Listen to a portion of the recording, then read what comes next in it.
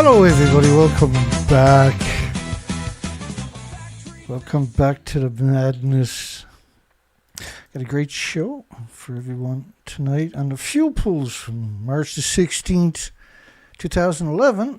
We're telling the story March the 16th, 2025. The 14th anniversary of this particular day. We're going to cover those headlines. It's going to be a hoot. Get the kids around the table here. So clearly nothing got out of these buildings, but we're going to tell the story anyway. And you can call in at these shows. Smurfed it up earlier. 709-589-4406 in Canada. Hope you're doing well on this Sunday. I'll start off with some of the apologists talking about the fuel pools. They're very slippery, these creatures. This is Nick Bins. I'm joined by Cameron Nickbin. He is Professor of Structural Integrity at Imperial College London. He joins me now. Thank you very much indeed for coming in to see us today. Ew, he's from Imperial College of London. Ew, that's so disgusting, eh? Now, you're working in the Centre for Nuclear Engineering, and what we've seen already with these explosions that have taken place, is there any danger from the explosions that we've already seen? Is there any danger from the explosions we've already seen? So she mentions explosions twice. They're even going to show the explosion while he says there's no issue. Have been able to contain the possible danger of a full explosion. So they've been able to contain the possibility of a full explosion. I think at the moment there's not too much to worry about. At the moment there's not too much to worry about. You see the explosion of Reactor 3. It's safe to say that the longer this goes on, the less likely it is that we are going to see a catastrophic explosion. Yes. Like, if that's not a catastrophic explosion, what is? That's Bloomberg. Imagine how twisted you were to put that video together. He was clearly there working with editors before he sat down in a chair. If it's from Imperial College of London in the United Kingdom, you know it's going to be just douchebags, right? So this is Reactor 3 explosion. You can actually see the fuel pools and the reactor cores ejected out of the buildings and falling back down to Earth in the video they're showing you. I gotta kind of have that on here. Certainly. The first 24 hours are crucial. Beyond that, they would have been able to pump water in there. You can't pump water into the reactors because they're 1,000 pounds per square inch. So unless the water is at 1,100 pounds per square inch, you know, and how are you going to get that up against at a nuclear meltdown? Pump chemicals to cool down the reactors which were already shut down, so it's unlikely. Well, 3 of them weren't shut down. Reactor 3, the video you just showed. That unless... like, my goodness. If you're from Imperial College, shame on you. And so there was a lot of distractions, a lot of things that, you know, including me, we were looking at everything, including the facets of the meltdown. I made a video as the tsunami was happening, and then I made another video when we found out the nuclear plant was directly impacted. Okay, so first we're going to run through some pictures were released in 2021 before we get into these stories. Amazing stories, by the way, from March the 16th, 2011. So these were 736 pictures were released, and they were pictures of a drone, a very high quality drone. And when you zoomed in, you start saying, wait, now there's something funny going on there. And you can see the buildings, the back of the buildings and some of the buildings in that particular set. And the other sets were much worse. But the original first couple of pictures that were released did show you most of the buildings. Now up in the top corner is the common spent fuel pool. Now the tsunami ran that's on the same road as these reactor Reactor 1, 2, 3, and 4 that have lost their inventories, 8 decades of reactor cores. So when I zoomed in, I remember originally, and I'll never forget it, it's only a few years ago, right? 2021, the 10th anniversary. And so when you're looking at these redacted pictures, I remember just being stunned. Just like, oh, why did they release these? I remember when I was downloading all the pictures from TEPCO's website, I originally found a link at the Chinese website. They didn't refer to it, they just had links below the story. And it was 10 downloads, I think it was, don't quote me, or 11 downloads or something. It was 736 pictures total.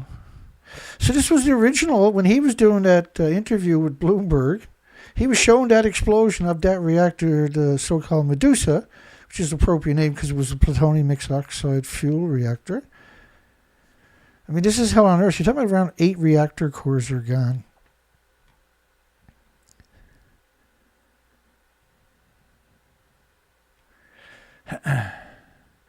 And let me play that part again. And if, in terms of what we know about the capacity... Now, this video was on the 16th, too, by the way. We got more videos coming up like that. Now, he's Professor Frank von Hippel, and he's an expert in the fuel pools. Now, he's going to tell her there was around 8 reactor cores in each of the top of the fuel pools. Now, the thing is, there's 2 fuel pools at the top of the buildings. But he kind of made a Freudian slipper. He said 2 to 15 reactor cores. But let's go with the 8 number. It's very important. Capacity. About how many fuel rods would likely be inside that reactor? What sort of quantity are we talking about radioactivity? I've heard different numbers ranging from 2 to 15 reactor cores worth. No, 2 to about 8 reactor cores worth. So if it can't be controlled, that's worst case scenario, 8 reactors worth of radioactivity. Right. And it would be released into the atmosphere. Radioactivity. By the way, the fact that this has happened at unit number 4 is understandable and is consistent with the theory that it really did dry out because the fuel from the unit number 4 was most recently discharged. Okay. And therefore was the hottest, and therefore the water would have boiled off more rapidly. So 8 reactor cores at the top of each of the 4 buildings. There's 32 reactor cores. And when you look at Reactor 3 and Reactor 4 in 2013, you don't see them trying to put water in the fuel pool, which is 150 feet above those stumps. All right, let's get back to the pictures. We left you on that picture. So I was looking at these original pictures. I'm not going to go through all of them. We are going to do a show.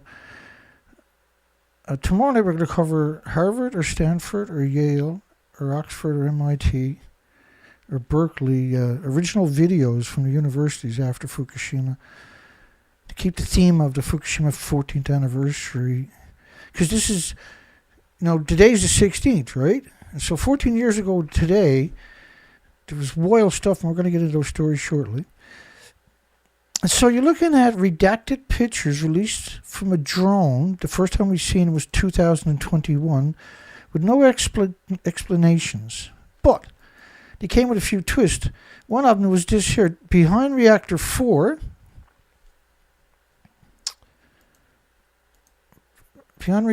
up there, you see all the red. I'll move myself up there to help before we jump into those pictures. It's so important. Up here is the common spent fuel pool. And in the back of it, you're going to see all these transport truck containers. They're all piled up from the tsunami, which meant the tsunami ran right through. Same as it took out all of these 4 reactors buildings there, right? It's on the same street. It's right behind Reactor 4. And so when you zoom in on the common spent fuel pool, it's completely redacted. Why would you completely redact the fuel pool? The common spent fuel pool holds reactor cores from all 6 reactors. The majority of the reactor cores are stuffed in the top of the buildings, and then extra ones are put in here. In fact, the reactor cores are transferred over to the common spent fuel pool after a decade or so because they're so hot you can't put them in cast, right? even vented, you couldn't put them in there because you need an enormous amount of water because they're very hot. And they're hot by splitting atoms. Those atoms are constantly released into the environment. So on the back of it were these transport truck containers. They're piled all over the place from the tsunami. That's where the tsunami went in because there's a big wall behind that. And they just pile up on the back of the common spent fuel pool, which is on the same street right beyond Reactor 4. So that's Reactor 4, and over there you can see is a side view. You're looking north.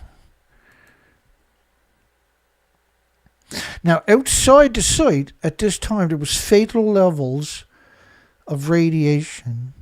Not just on the site. Can you just imagine how bad it is to be on the site? When off the site, for the first time, potentially fatal levels of radiation have been discovered outside the crippled nuclear plant. And remember, this site, it travels west. So the main gate is a very, very long, it's the longest distance from the reactors possible.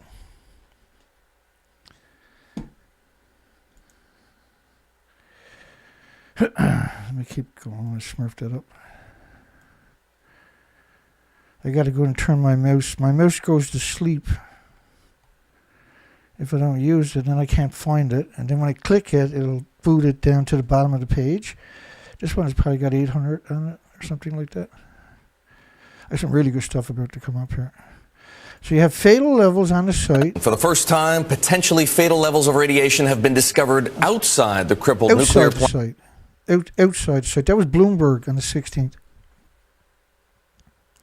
So there's nobody's, like, if it's fatal levels off-site, how bad is it going to be on the site? It's the gallows laugh. These holes you see in the roof are from the reactor assemblies. They weigh around 1,800 pounds with 100 fuel rods in it. Each rod is 18 pounds and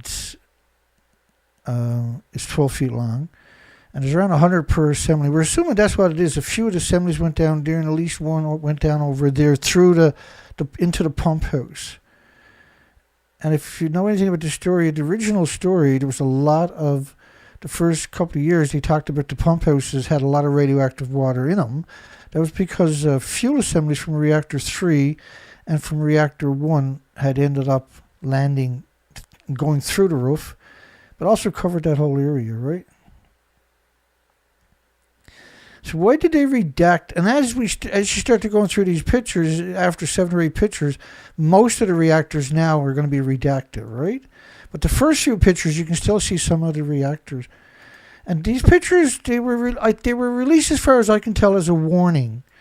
So if you're on the site, and what the pictures do, they kind of draw you a trail. You get a picture and leads you right up to different places on the site. And that's what we're going to cover right away here. This had a bunch of pictures that were dragging you up towards the gate. And so the gate is over there on that road. See that road over there? That's the gate.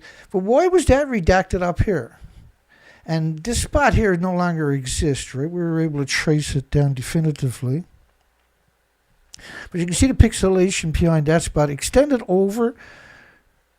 Why would you pixelate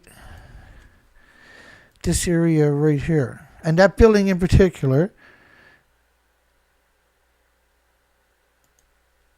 is that building up there. So that would be the security center or something? Because that was how you would get on the site, is that entrance way over there. But something had happened up there that was completely redacted for some reason. And one of the marks we were using, because the original footage, now everything is covered with tanks, right?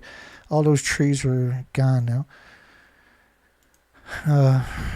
But there was another place, there was another 2 places that were redacted. And there was another spot where you can kind of see earthquake damage. This was the pump house. I'm sorry, this was the dry cask storage at Fukushima. This was between, you had reactor 4 and 5 that way, and 1, 2, 3, and 4, or 5 and 6 that way, and 1, 2, 3, and 4 over that way. That way is south, that way is north. And so on the, just up the coastline a little bit on the same side, obviously, was the dry storage facility. This is where they put the cask to. And you can see this was clearly the whole site was breached by the tsunami. And we they did release pictures from the inside. But like the average person is not going to be able to, all the windows were torn out of it. So it might have been an explosion. I mean, there was really chaos going on at the time. There was communities floating out to sea on fire. There was communities on fire. There was... Okay, so then it was drawing you this line. It went past it went north towards 5 and 6, but along the way it passed the pictures from the drone, past the dry storage. Then they jumped over to the other side and went south back towards the site, and that's Reactor 6. So why was Reactor 6 redacted? We got another little 20-second clip here about that. If you take the example of the units 6 and 5 and 6 in Fukushima, the level of the plants is higher than the level of the plants 1 to 4. And Mr. Stricker, thank you so much for being with us. Lawrence Stricker, the chairman of WANO. So they cut him off. He was saying the levels at Reactor 5 and 6 were higher than 1, 2, 3, and 4, which is quite an interesting statement. As far as I can tell, that's crazy talk.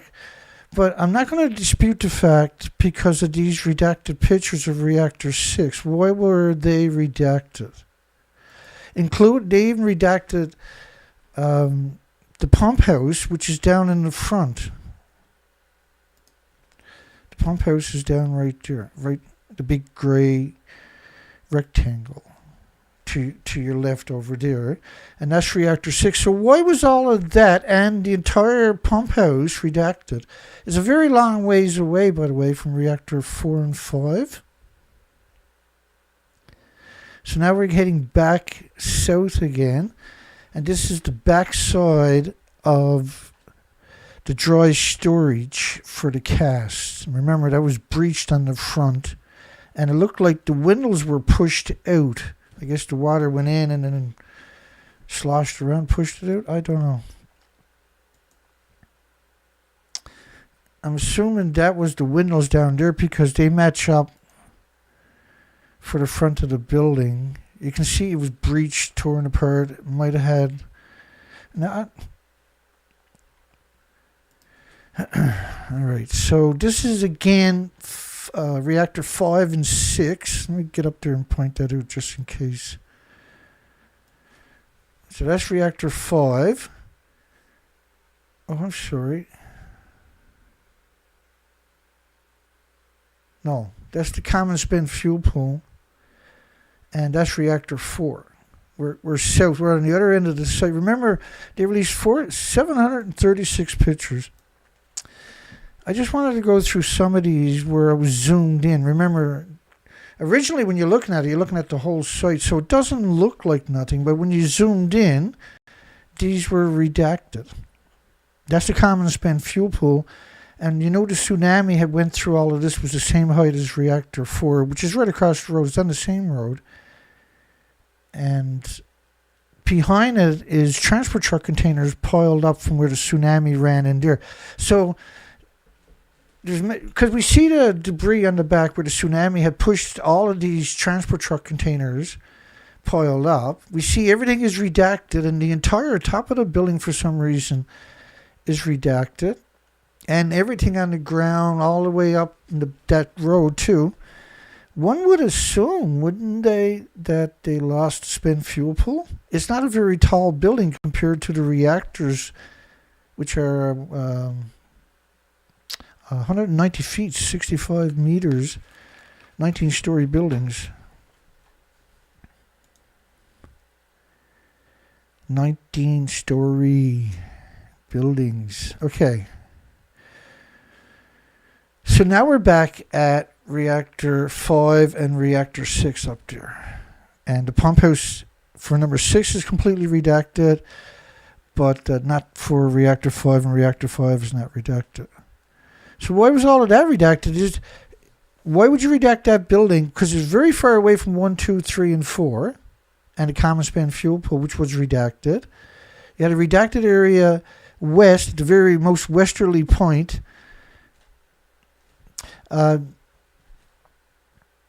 Reactor 6 is on the northerly extreme of the site. So why is that redacted? Did they have an event there? And if you lose cooling, if the water's not circulating for like a half an hour, you're in real trouble, okay? And so this site had no electricity along with 1,200 miles of the coastline because the telephone poles took a holiday, a permanent one. So reactor 6, and this is the pump house. And so they went many different layers of redactions. You can see it in the top part of the screen up there. Right? You got a bluish, a black, a gray, and another black. These were different layers they put there to make sure there was no way you can extrapolate anything out of those pictures. Particularly, clearly they were targeting the experts. They were worried about experts who were going to scrutinize this and might come out and say, oops, guess what? Now, there was a lot of distractions and significant distractions, right? It was 120 or 1,100 kilometers, 1,200 kilometers of the coastline looked like this. Like a big wood chipper went through it. Too bad every nuclear scientist on the planet wasn't stood up there when that went through, but that's the breaks we get as a planet, I guess. This was down by the pump, the dry cask storage. Right, this was basically just up north a little bit and on the opposite side, seaside of the road. Look at the damage, and then that big white tank, the first one closest to me, doesn't belong there. He belongs behind him, and there's a pad back there. And you can kind of see it in that picture up right there. I don't know if I can zoom in. Just give me 1 second here. I know I can zoom in, yeah, right. The tank closest to me, right, oh, crap. Yeah, well, so that tank there, he doesn't belong there. He belongs on the other side of those tanks. And you can see how how high the tsunami came in. It was so high that it had it had at least an atmosphere there that crushed the tank. It's incredible, unbelievable pressure, right? You got to keep rolling here.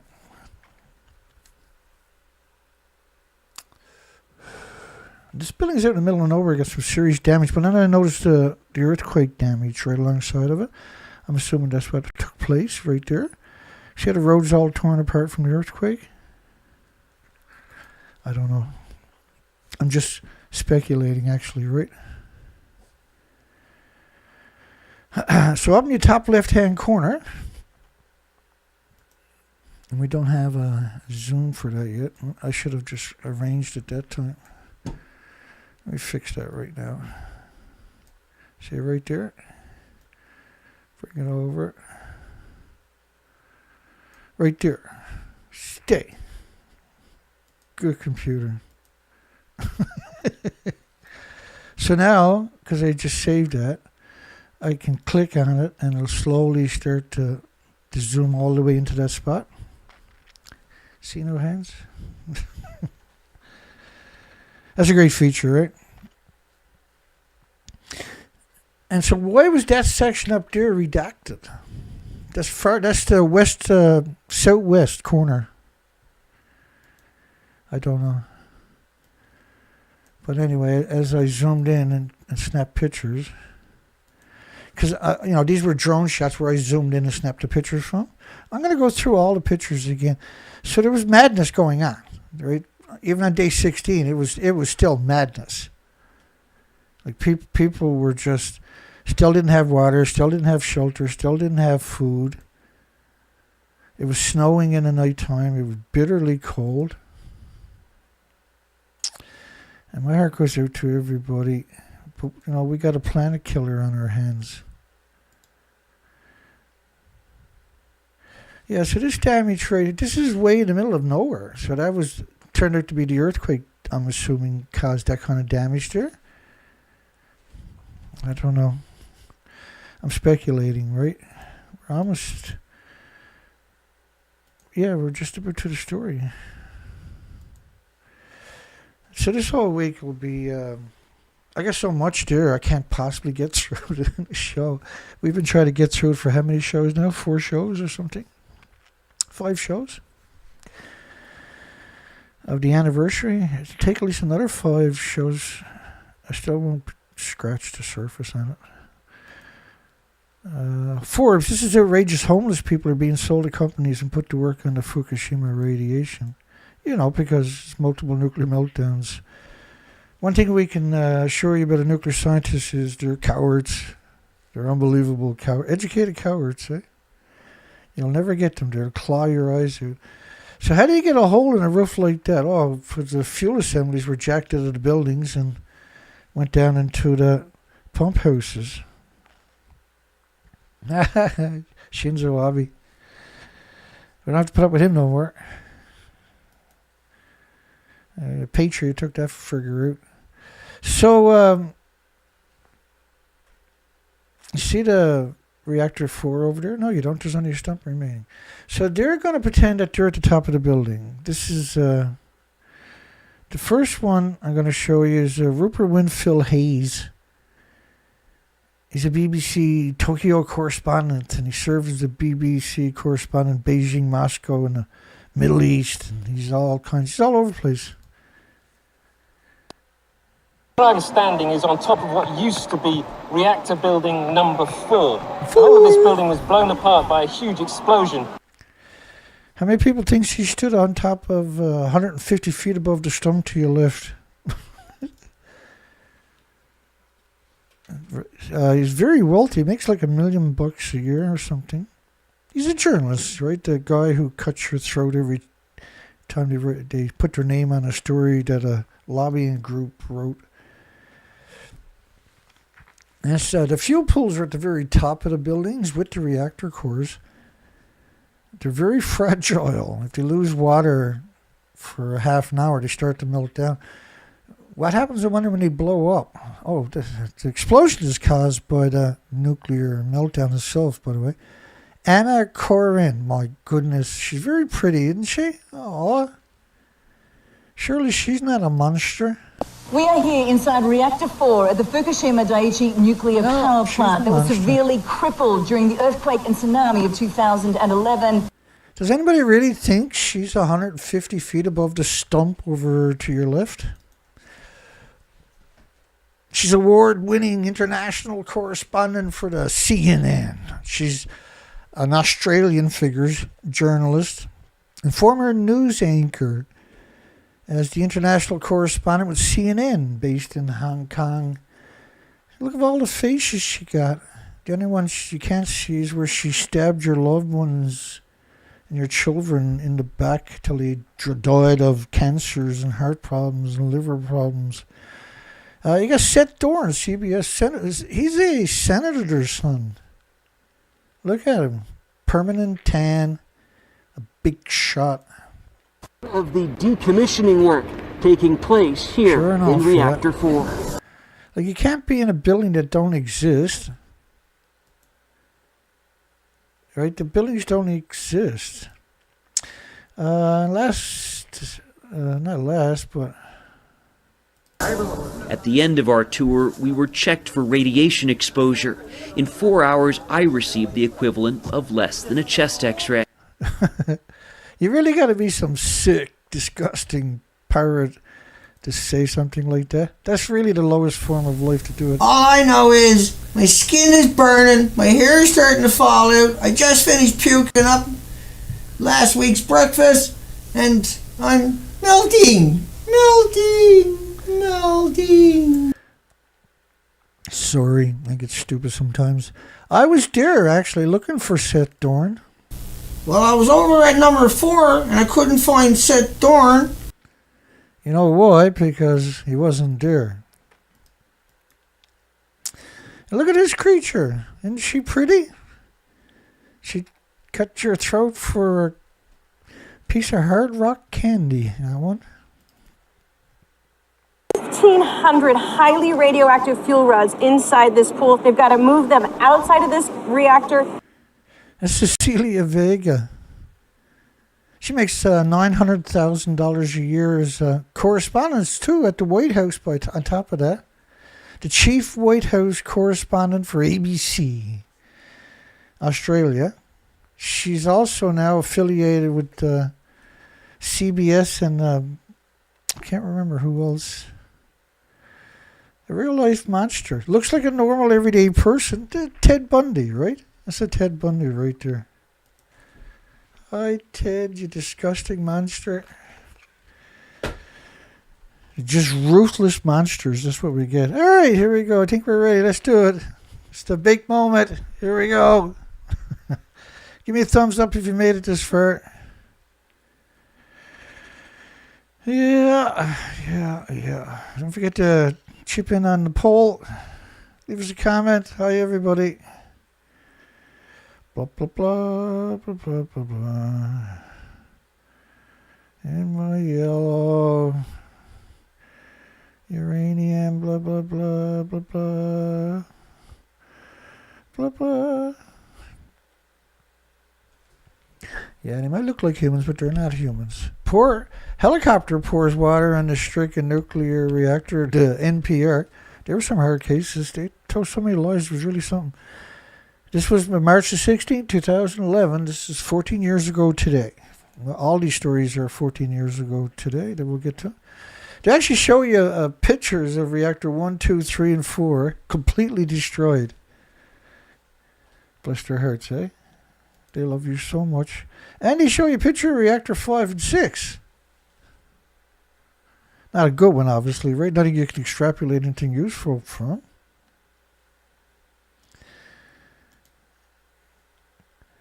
Dun, dun, dun, dun, dun, dun, dun, dun, dun, dun, dun. No. So they show you all these pictures. Look at reactor 3 just puking out radiation. Japan's defense crews on Thursday began pouring water from helicopters, Dana. No, they didn't. They tried, and they never even landed on the site onto the damaged reactor number 3 at Fukushima. They're not damaged, it's gone, right? This was gone. The damaged reactor number 3, that's March the 16th, right picture right there. Several military helicopters, which is true, flew over the damaged plant in the abandoned. All 600 helicopter pilots, rather, at Chernobyl died in the first couple of weeks. This one, Fukushima, had 36 reactor cores detonate. So do you really think Chernobyl was a graphite reactor? Totally different. It was nowhere near. It was brutal. Don't get me wrong. It was brutal, but it's nowhere the intensity of 4 reactor buildings with 9 reactor cores in each building. Several military helicopters flew over the damaged plant, each with a large bucket-like container. The pilots dragged the buckets in the ocean to pick up seawater and fish, each bucket and jellyfish and everything else. Each bucket carried 7.5 tons of water. And that's some power in that helicopter. That's some serious power. It's 15,000 pounds of water. Does anybody really believe that? Like, you do know a helicopter is very limited. Like dropping a bucket down there, and when you take a bucket with 7.5 tons on it, and you lower it way down below the helicopter, you exasperate the weight, right? Because of the latitudinal movements of it. The choppers made at least 4 passes. Yeah. There were 600 helicopter pilots and crew. We're just talking about pilots, though. We're not talking about the crews. 600 helicopter pilots, all of them died at Chernobyl. So they dumped a lot more. They successfully dumped sand and other stuff they just try to bury it, right? It's like, how you bury a fire, where you throw a bunch of dirt on it. If you have that luxury, you have your shovel in that and dirt there. That's what they done at Chernobyl. They had the luxury of dumping all this stuff, but some of the helicopters actually just fell right down into the reactor, or on the reactor site, or in the reactor building itself. The choppers made at least 4 passes, showed a shower of water dropping each time, and some of the passes missed the target. All the passes missed the targets, by the way. It wouldn't make any difference. This was simply done to hypnotize the people at home into being complacent. The reactors are not 7.5 tons. They need, well, that's for the fuel pools. Let's say that's for the fuel pools. They boil off 120,000 liters a day. 120,000 liters a day.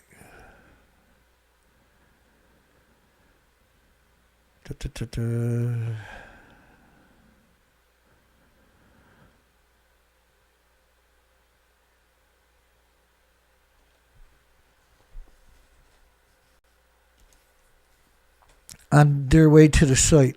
So there's 11 water cannons, trucks, which can only pump about, 300 tons a day or something,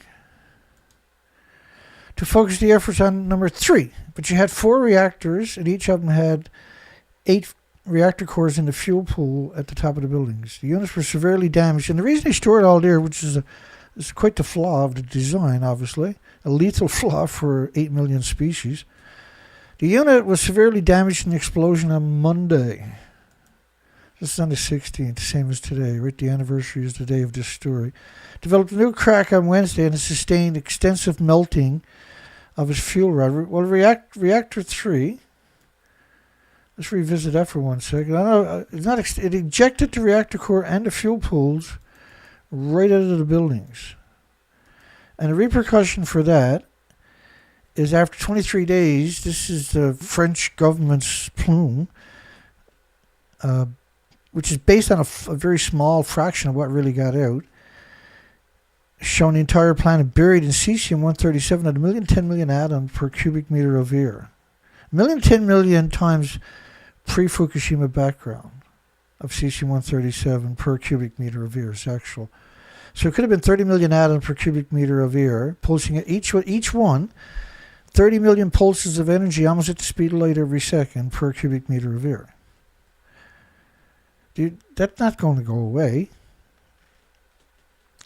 In 100 years, those numbers will still be completely accurate, right? It's never going to go away. And when you're talking about something that pulses energy 600 feet per cubic meter of air covering the entire planet, you didn't get away from it.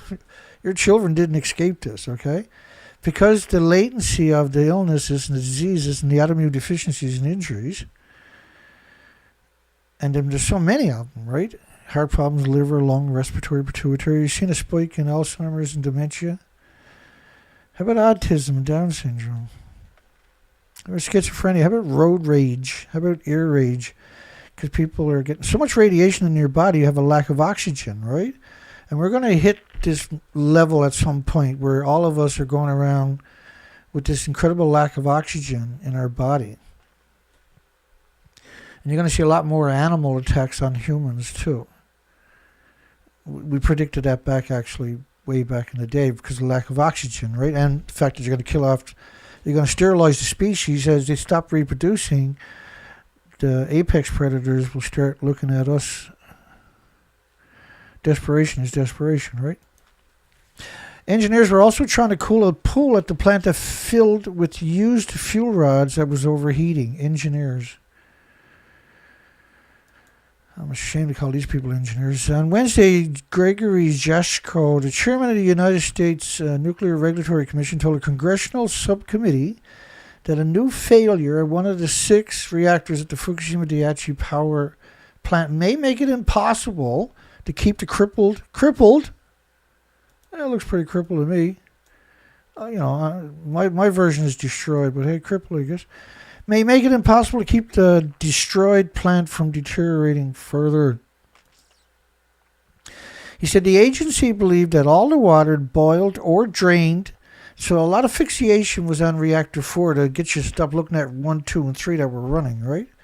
But it deserved, right? It deserved to be recognition, and it was originally. Now it's like it never even happened, according to the IAEA, Japan, Taiwan, China, South Korea. Jaschko said his agency believes all the water had boiled or drained away from a storage pool containing radioactive fuel rods at the number 4 reactor. Now, he looked at the pictures the same as me and you.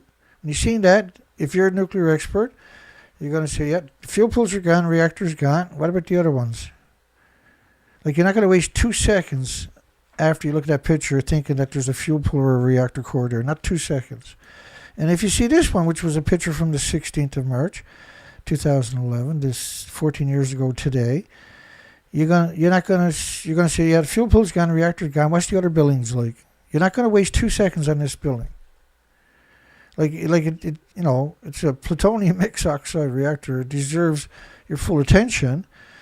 But they're just going to write it off. It's all gone. Same thing with Reactor 1. When you see Reactor 1 pictures of the detonations, right, the excursion event, you have no illusions that the fuel pool and reactor cores are gone. There's zero illusion about that. No, it's gone. Yeah, it's gone. What's the other buildings look like? Show me a picture of the other buildings. And that's the appropriate response for an expert. So officially, right, I'm not going to try to digress too much tonight because we already digressed quite a bit earlier, I guess. Not really. We want to lay a foundation for what's coming up over the next couple of weeks. So that's the fuel pool. So as you tilt the camera up a little bit, it looks like this. These are official pictures of Reactor 4, which doesn't exist, by the way, right? Let me reinforce that with one more. So you see these creatures right there? I played videos of it earlier for you with some extra bling into it. So that's what remains over there. It doesn't look like anything like that. So the official story is it looks like that. That's the official picture. And you can see the roof up there. So how can the roof, and Reactor 1 would look identical to that, how could the roof make this big of a plume at Reactor 1, and how could a steel roof like that, make a plume that looks like this? So how can a sheet metal roof create a plume that's gone up? Because right here is 190 feet. So it actually ejected the reactor core and the fuel pools right out of the buildings. If there's no and the same thing with Reactor 4. You don't see any water pumps there. That was 2013, putting water in the fuel pool, right? Because there is none. They faked the pictures. They came out and faked. This was just some of the journalists, by the way. This is just a fraction of the batshit lunatic worldwide media that pretended they were in the buildings.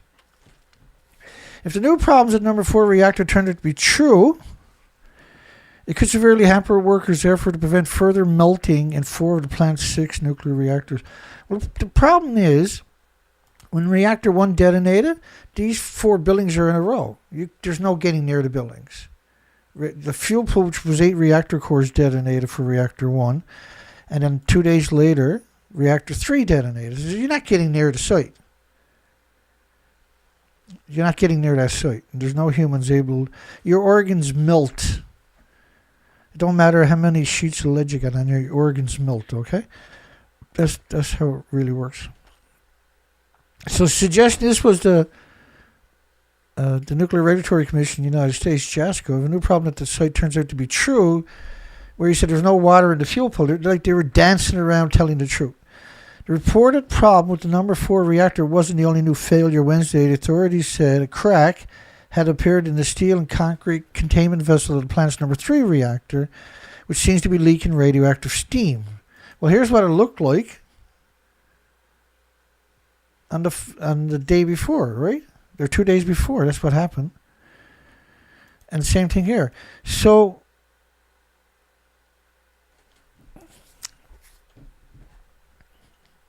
it's absurd at the highest levels to suggest that there's a crack in the containment when the containment was ejected right out of the buildings and the fuel pools. Eight reactor cores at least or 9 were rejected, and one of them was a plutonium mixed oxide reactor loaded. It wasn't like all, because the building would just blow up anyway. Meanwhile, some 170 workers at the plant, but it was around 40,000 pounds, 50,000 pounds was plutonium mixed oxide fuel. Meanwhile, about 170 workers at the plant wearing paper suits / protective suits. That was the theme this year for the anniversary in the 2025 stories, was pictures with people with paper suits on, and then underneath it was always big captions. protective suit, as if a paper suit can protect you from paint, let alone a nuclear meltdown. It's absurd. And it's pretty despicable and pretty predictable, right? The International Atomic Energy Agency, which is monitoring the situation, really, who doesn't have any authority over any country. They're not a regulator. They can't approve or disapprove. They're a consultant group from 195 militaries known as UN. Could not confirm the new report about the unit reactor 4 storage pool. Of course not, because the cover story was firmly entrenched at that stage already. I mean, there was trickles of reality showing up, fortunately for us, right? There was dissenting voices originally, but they weren't blatantly dissenting voices, right? So that's Reactor 4 a couple of weeks later. It would have looked the same on the 16th as that, right?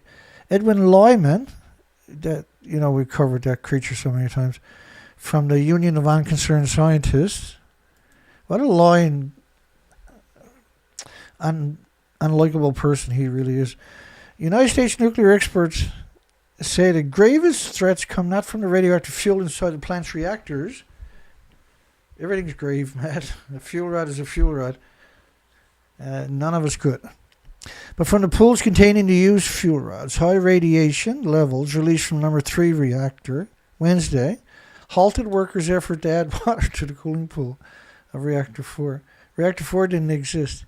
So, I mean, they were doing double duty on their lies. Whoever wrote these stories were clearly the International Atomic Energy Agency, and then Lyman put their name to the story, the Union of Scientists, which was created by the Manhattan Project, right? And has been staffed by their inbreeds ever since. Like they get a lot of money in donations each year. It's like same as Greenpeace. Like, it's absurd. Greenpeace is the first one to cut your friggin' throat after an accident, and they're put on a pedestal. Most mainstream medias carry a link to whenever they tell a Greenpeace story, they'll have a link there to Greenpeace so you can donate to the control opposition, right? Which is them. There is no workers there. It's a nuclear meltdown. Even weeks later, when you see the footage, you don't see any activity around them sites. They really are. They're the biggest burden humanity will ever have is this industry. They're the biggest threat to the next extinction of this planet. Just from the radioactive fallout. You don't need a nuclear war. Just the fallout from 1,000 fuel pools worldwide eventually will exterminate the planet. But a few nuclear events. Fukushima was a pulse event. 36 reactor cores. Try wrapping your mind around that statement. U.S. nuclear experts says the gravest threat comes not from the blah, blah, blah. You already covered it, Dana. Smarten up. The storage pools are on the upper floor of the reactor buildings are not shielded within the heavy containment barriers as nuclear reactors, and they're still splitting atoms. That's why they're kept underwater, and the water evaporates about 120,000 liters a day from 1,000 different pools are doing the same thing. And each site typically is surrounded by farms for many, many hundreds of square miles. You know, the better the poison you with, dearie. Because of the explosions and the fires. So, like, this is 2013 picture. They're not putting water in the fuel pool because the building doesn't exist anymore. Right, this picture there, you can see like the red cement truck. We covered that there a few shows back, by the way. The cement trucks, we mocked them really good. So they're perpetual lawyers. Because of the explosions, fires in the buildings of house number 3-4 reactor, their spent fuels are essentially open to the air.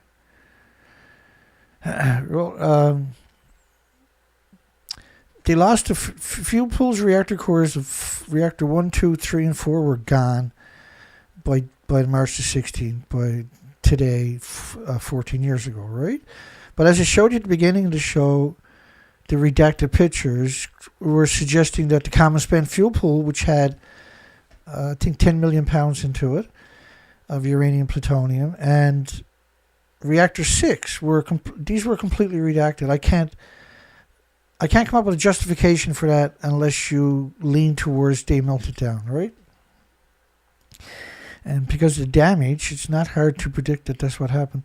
Much of the water that is supposed to cover the stored fuel rods, both to keep them from reaching a melting point and to buffer their radioactivity, has boiled away in the past few days. They boiled away 120,000 liters a day, 30,000 gallons or something a day. As circulating pumps failed, and the minute you don't, like, they have to have circulating water all the time, and the circulating water doesn't run on the generators. They're dependent on external power coming in from, so the whole site, it runs on external power. Has two dedicated, all nuclear plants have two dedicated, large, massive gas, oil, and coal plants. They're dedicated to nuclear sites. These are huge, unbelievable sites. Backup power was lost, equipment was damaged by explosions and fires. Meanwhile, radioactive gases released from the power plant have caused radiation levels to increase as far away as Tokyo. But by the 16th, the radiation is definitely on its way to covering the whole planet. By day 20, the whole planet was covered in radiation. A continuous plume from the surface to the upper atmosphere. Kelly sees progress in Japan's nuclear precautions. This was March the 14th, Robert Kelly. Now, Reactor 3 was gone. Reactor 1 was gone. Reactor 2 detonated, if I remember correctly. It was burning. Let's just play this. It's very short. We're going to bring in an expert now on nuclear energy. He is an engineer, and he also managed the emergency radiological response team working with the U.S. Department of Energy for 30 years. Robert Kelly is with us now. He is on the phone joining us from Vienna. Thank you so much, Bob, for being with us this morning. As an engineer, first of all, from what you are reading, what are the chances on a scale of 1 to 10 of a meltdown? Well, I think the reactors are already damaged beyond any possible use. They were damaged beyond use after probably half an hour on Friday when the cooling stopped. So let me play that again because it's super important.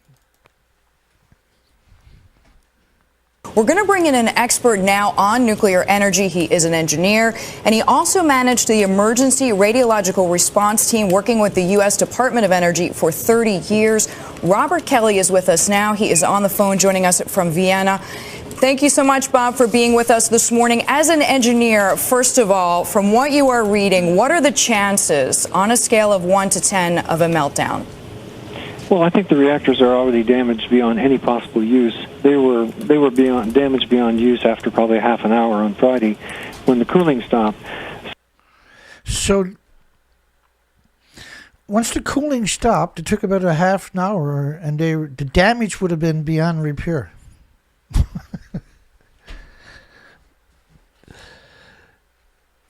Just run away. In an array of catastrophes at Fukushima.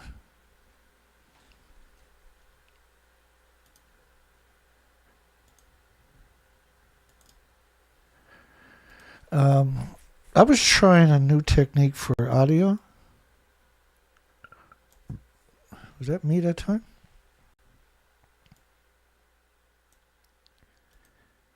And forgot there was a bit of static in the back. My apologies. Sue me. An array of catastrophe. No, don't sue me, for God's sakes. Just kidding. An array of catastrophes at Fukushima Daiichi. Dangers at the spent fuel cooling ponds come into focus. So you might notice my volume dropped a little tiny bit that time. It's a good thing I got headphones once in a while, because otherwise I forget.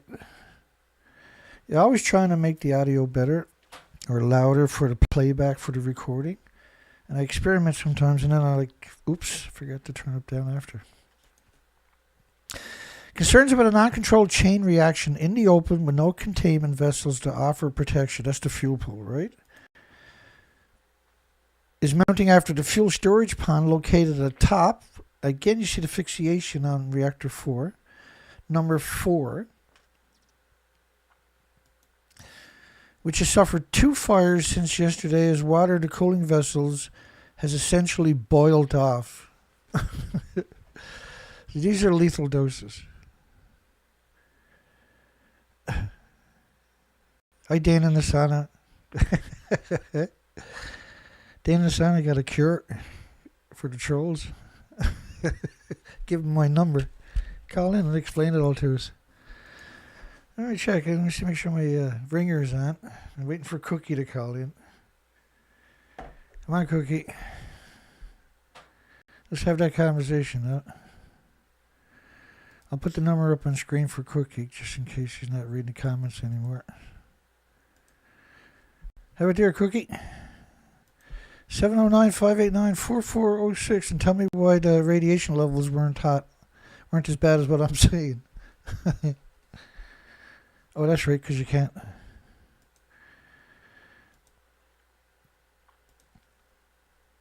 That's all good. We don't mind.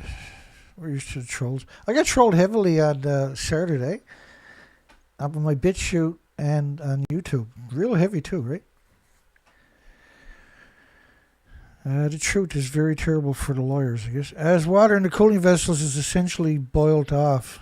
As water in the cooling vessels. The fuel pool is so. The Guardian, which is conducting a full-scale monitoring of the crisis on its website, that they're disgusting parasites anyway, said that their fuel in reactor number 1 was partially melted. Reactor 1 was partially melted? Time at the reactor or the fuel pool? Because the fuel pool detonated, that's 8 reactor cores. The reactor was running at the time, so that's 9 reactor cores melted down. They warned of a total fuel melt in reactor number 2, because reactor 2 kind of looks like it's intact, right? When you look at the heat signature, that's a meltdown. It's the only building, because it burnt for several days. But it melted down so fast, it went down China syndrome down to the granite. They build these things on riverbeds, right? So if it melts down, then the river is flowing underneath it. It's built up on like those flat rocks, so it can drain really good. So all the water they pour on is meant to go straight down through all the drainage, and then hit the riverbed, and the riverbed washes it out into the ocean. And if you get a China syndrome, it's supposed to hit the riverbed where it's underwater, and the water is always flooding past it out into the ocean, or the freshwater lakes, or the Great Lakes. Or almost all the biggest lakes on the planet have nuclear reactors on their shorelines. So they're clearly attacking your freshwater worldwide. So the radiation leaks from the plutonium fuel base number 3 reactor. Medusa, the plutonium mixed oxide reactor. This is where they use reclaimed uranium, reclaimed plutonium. The stupidest, most idiotic fuel concoction imaginable. And you have a big problem with this stuff is when you take it out of the reactor, when it goes through a cycle, it boils off water like you wouldn't believe. It's releasing so much energy, so many isotopes. It produces energy by being a perpetual machine. It perpetually produces isotopes. That's what makes fuel dangerous. So when you say fuel is dangerous for millions of years, it's because it's splitting atoms for millions of years. The atoms were producing the heat. But there's no containment in the fuel pools, the fuel so-called ponds. It's disgusting to call them ponds or pools because they don't have the attributes of a pool or a pond, right? These are disease machines. Send us people who don't mind dying. So how many nuclear scientists volunteered? Did Cookie volunteer, I wonder? Where's Cookie to? Critical coolant shortages and rising temperatures at reactor number 4. Critical coolant, this is the 16th though. So on the 16th, the building is pretty well looks like that. There's no building left, right? It's completely gone. There's lethal doses everywhere, period. Bar nothing. It was over, it was at a number 1 reactor. Number 1 reactor. Just bear with me. I guess let me bring up one of the numbers because we're kind of limited. It's kind of got a big story to get through because it's the anniversary. But just humor me for one moment. Let me find some numbers because we know Cookie's too not going to call in. It's okay to assault me in the comment section, but calling in with some evidence is strictly not in the...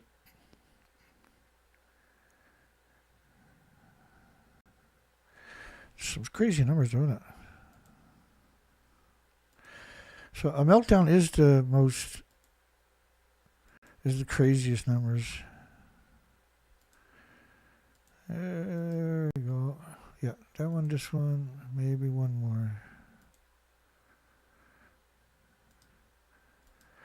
Da, da, da, da, da, da. But the whole story, radiation never goes away is the problem. Okay, here we go. So, 225 sieverts, 3 sieverts is a lethal dose, will melt your organs. Say 20 sieverts will melt your organs in about 3 minutes. 225 sieverts will melt your organs if you run past a building, which means you die instantly, right? You liquefy your organs. There's no way to survive it. Highest radiation dose yet measured, but it wasn't, because the story came out, it was over 1 million sieverts per hour outside the Unit 1 containment vessel. Still too hot to attempt measuring other areas. Well, that's not too hot. This is not hot. This is elite gamma shines, neutron bombardment, beta rays, alpha rays, gamma shines. It's like a sniper round from hundreds of feet away.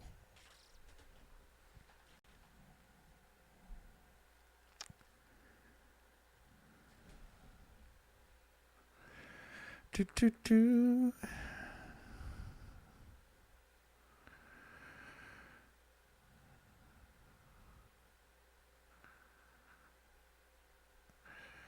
Yeah, it kind of made a few people upset.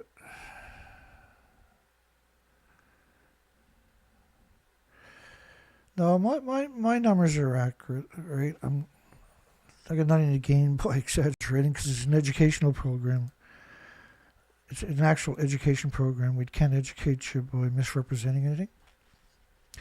Critical coolant shortages, rising temperatures, reactor 4. No, everything was gone right away. So it was catastrophic. There was nobody there.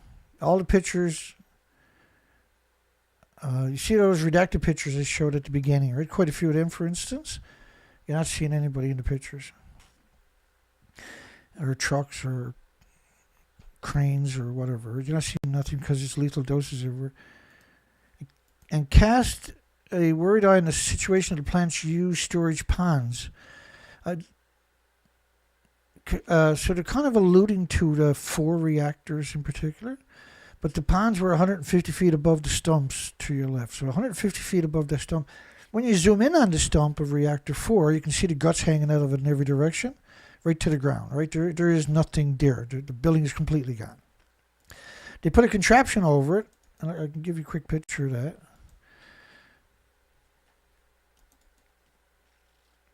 They put this contraption over it. So you can see what's left of the building over there.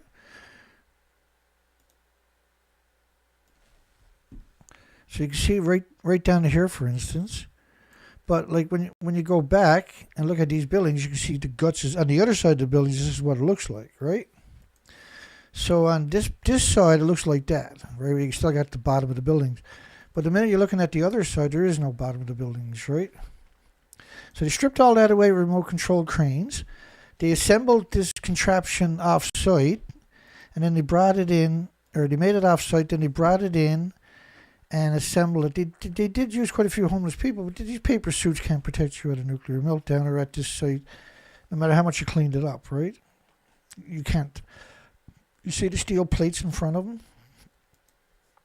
That means it's a nasty place to be for a human. Only a nuclear scientist should be allowed to go there. Coolant are nuclear students even, because they're going to grow up to be nuclear scumbags too. Coolant systems difficulties have begun to plague it in number 5 and 6. Now I showed you pictures of reactor redacted pictures that were released in 2021 of reactor 6. Right at the beginning. We're going to cover that a lot more this week sometime. I'm going to go through every one of those pictures. Every one of them. In fact, let me just bring in one of the pictures. I'm going to explain to you in case you're just joining me.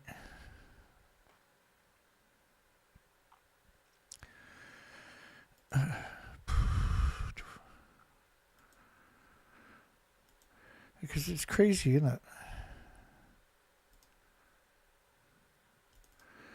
Yeah, so these pictures gets released.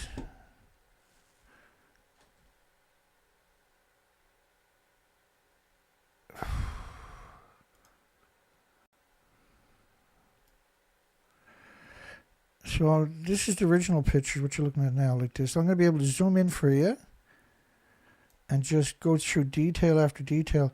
So up there in the center is the common spent fuel pool. Let me zoom in all the way. So why is this building completely common spent fuel pool completely redacted? Right across the street is Reactor 4. It's on the same street.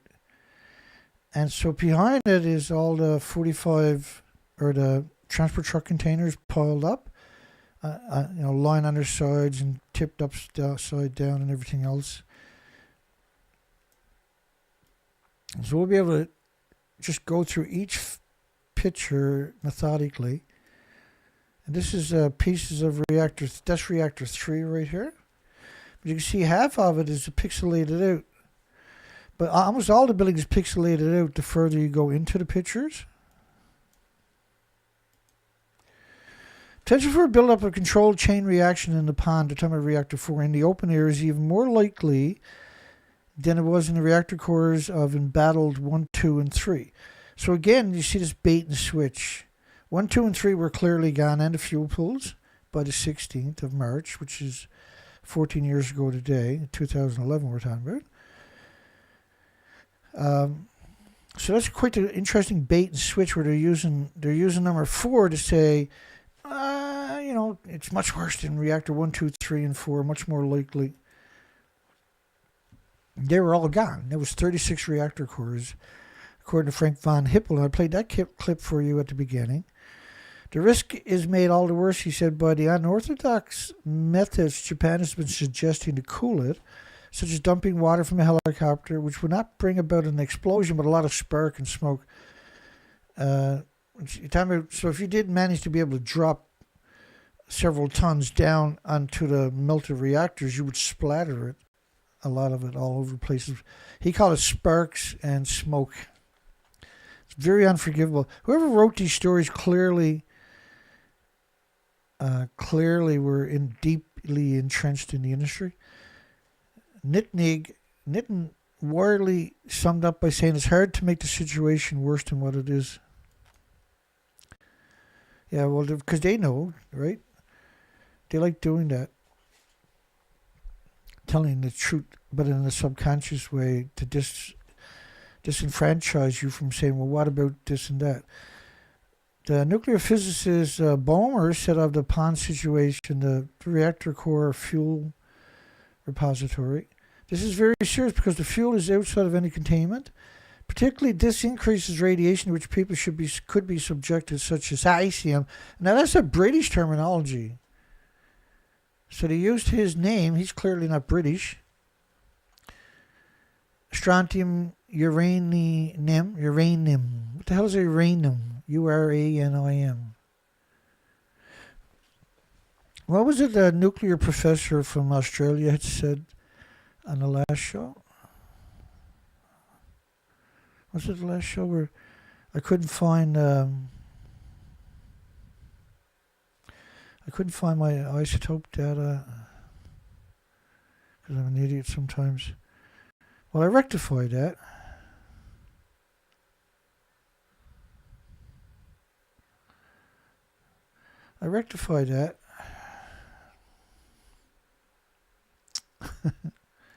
Just stay with me here.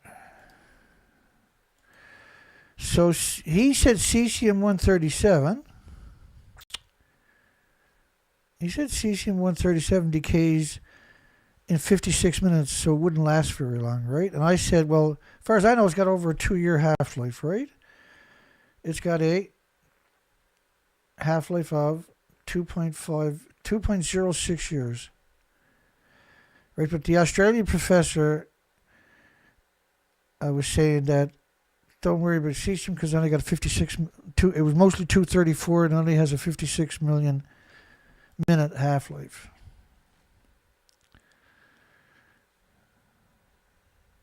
$134 cesium. Right, that's where we are right now. 134 cesium, which decays to a xenon 134.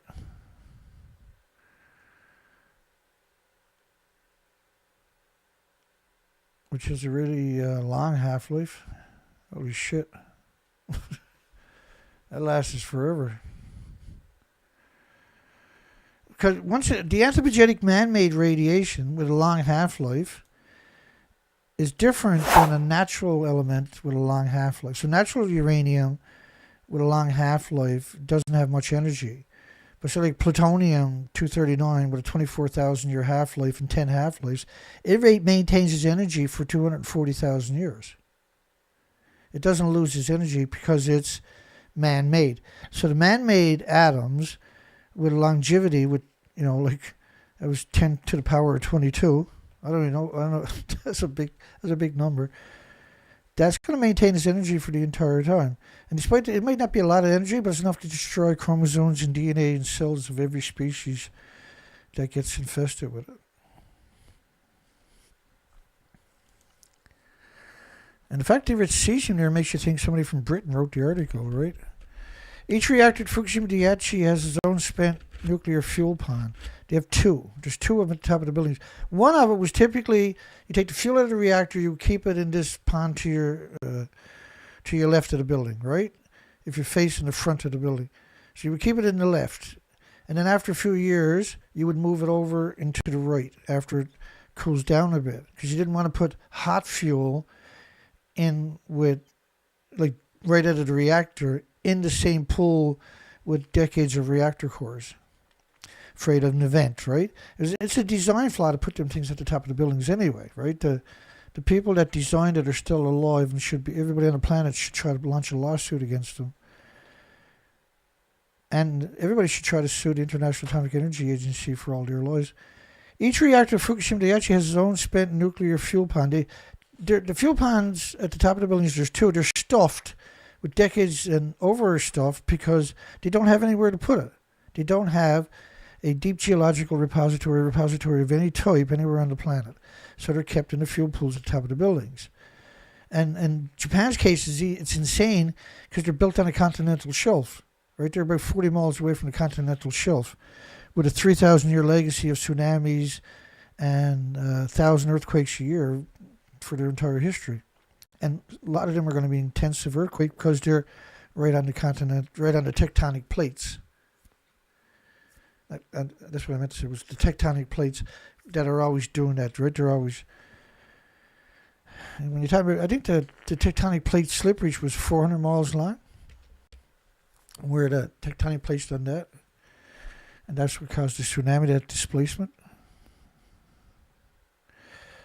And typically stores its fuel at a depth of 10 meters to keep it cool and protect people in the vicinity from gamma radiation.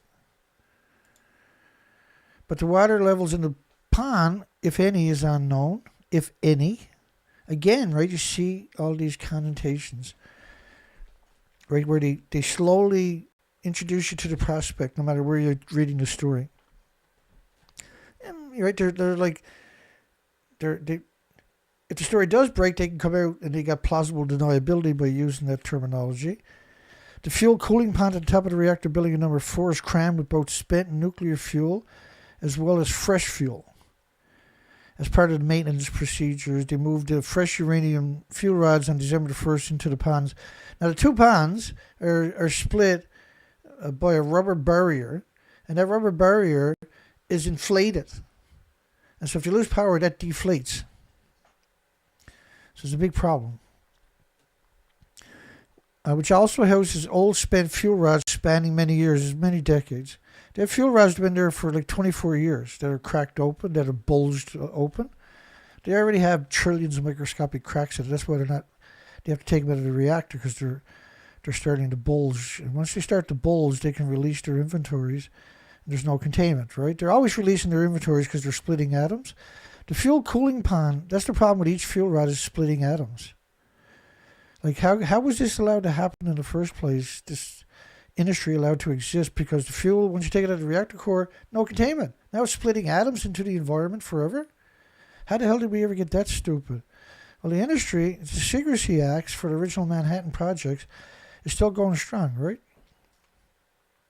They're taking over universities and by proxy then all the key positions in the medias and everything else. Control the university, control all the key jobs out there, right? The fuel cooling pond at the top of the reactor building in reactors, these are not ponds, conventional ponds. These are very distilled, very structured water that is has a lot of what's called boron into it. It's a very specific type of water. It's not, you can't use any other type because you'll cause bulging in the fuel, which means you have massive releases. Number 4 is crammed with both spent nuclear fuel as well as fresh as part of the maintenance procedures. With fresh uranium fuel rods, these weren't fresh per se. They just didn't meet their life cycle yet, right? Their fuel cycle. If official information is correct, the pond is shouldered or packed with rods, assemblies. I can't remember the number. How many rods is in these things? Say there's 800 assemblies. 800 assemblies.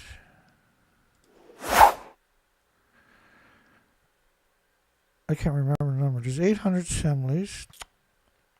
800 times around 100 rods each. So 800,000, 80,000 rather. 80,000 rods in a reactor. 80,000.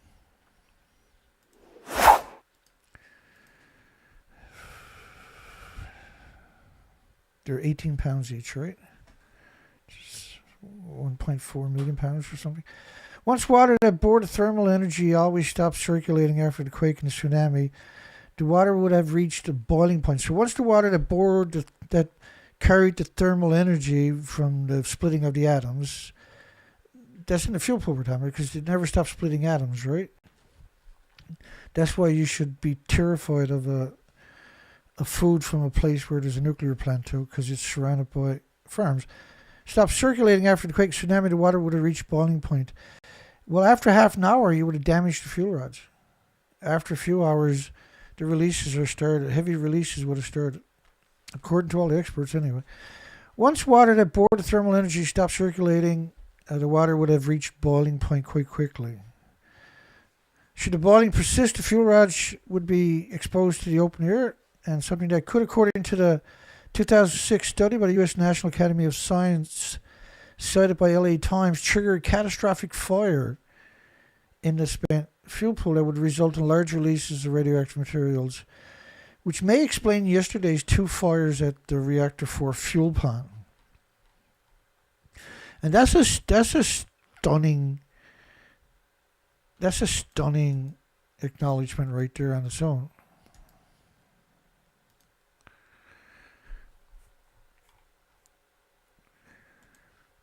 The fuel rods would be exposed to open air and trigger a catastrophic fire in a spent fuel pond. How catastrophic, Dana? Well, it'll detonate, right? You can see Reactor 4 is a prime example of that. And then the cover story for Reactor 4, they built a structure off-site, then assembled it over the building. So there's the building. You can see the cutout down there, right? But on the other side of the building, remember, it looks like that over there. So they put this cover over it. They put, these are panels. You can't, there's nothing left. You can't like make this and say there's a fuel pool there. That's what they done though. That's how they done it. It doesn't physically touch the building. It's a cantilever over the stump of Reactor 4. So this idiot machine, this cover, fake cover, doesn't physically touch Reactor 4 building because it's actually too fragile. So you can clean it up around the outside of it and everything, but it's still too fragile to bear any weight because you have so many earthquakes. You have to worry constantly. But it explains yesterday's 2 fires at the pond. Clearly the building was gone at this point, right? During the second fire, the cause of which has not been established. Of course it has. The fire is a raging fire is, you just established it by acknowledging that the fuel rods, once they're exposed to air, would trigger catastrophic fire in the fuel pool. During the second fire, radiation in the region of the plant spiked 167 times normal. First off, like, they only had a few spots where they had Geiger counters that were working. None of them, they had no measurements around the reactors whatsoever. Everything was destroyed, right? It was 1,200 kilometers of the coastline was torn out. Like a big wood chipper ran through it. So there was no power from any direction, is what I'm trying to say. And there was no way to get there with equipment. Not that it mattered, because after a few hours, it's madness after that, right? The International Atomic Energy Agency, which should never have been quoted under any circumstances, has no merit in anything because they're constantly making assertions that it's gone.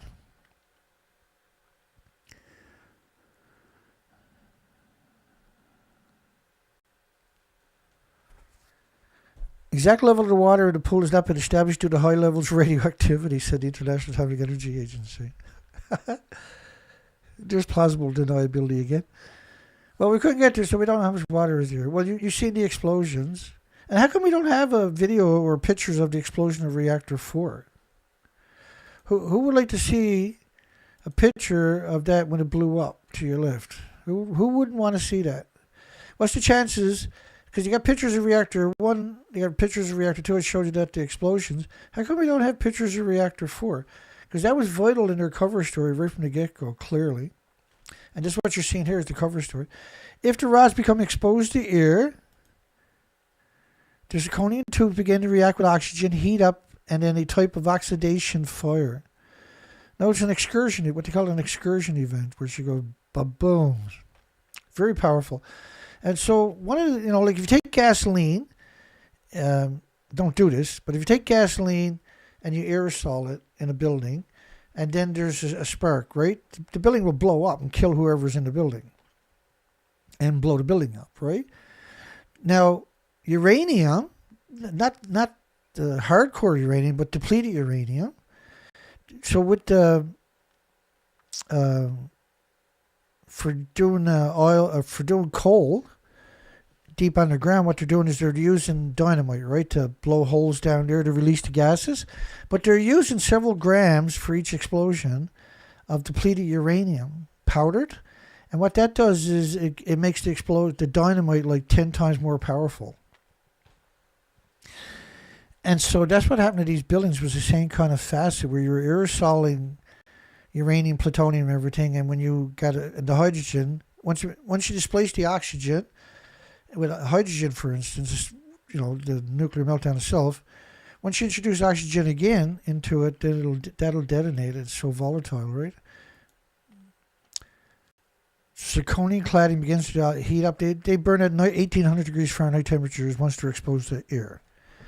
And then inside of that is the uranium fuel pellets. They're also covered in zirconium claddings. And zirconium was what they used to use for the cameras back in the dirty 30s, early 20s area. And they had zirconium in this big flash. And they had a hammer that would break the glass, and then the zirconium would just flash instantly. That's the same thing happens with the fuel rods. That's why you don't want to buy antiques without a Geiger counter. According to the latest news, that can actually read zirconium emitters, right? According to the latest, I don't know what zirconium is for him off the top of my head anymore. I can look it up very quick, I guess, but is there anything quick anymore that we do? Where's zirconium until stop moving? I'll find it. Or that's not it. That's zirconium.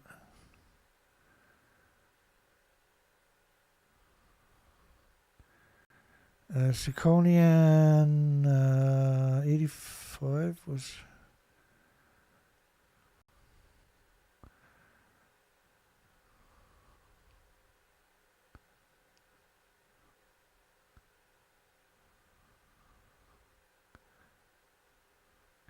Oh, it ends up decaying down 2.6 hours. Then it ends up as a 85 strontium. Wow.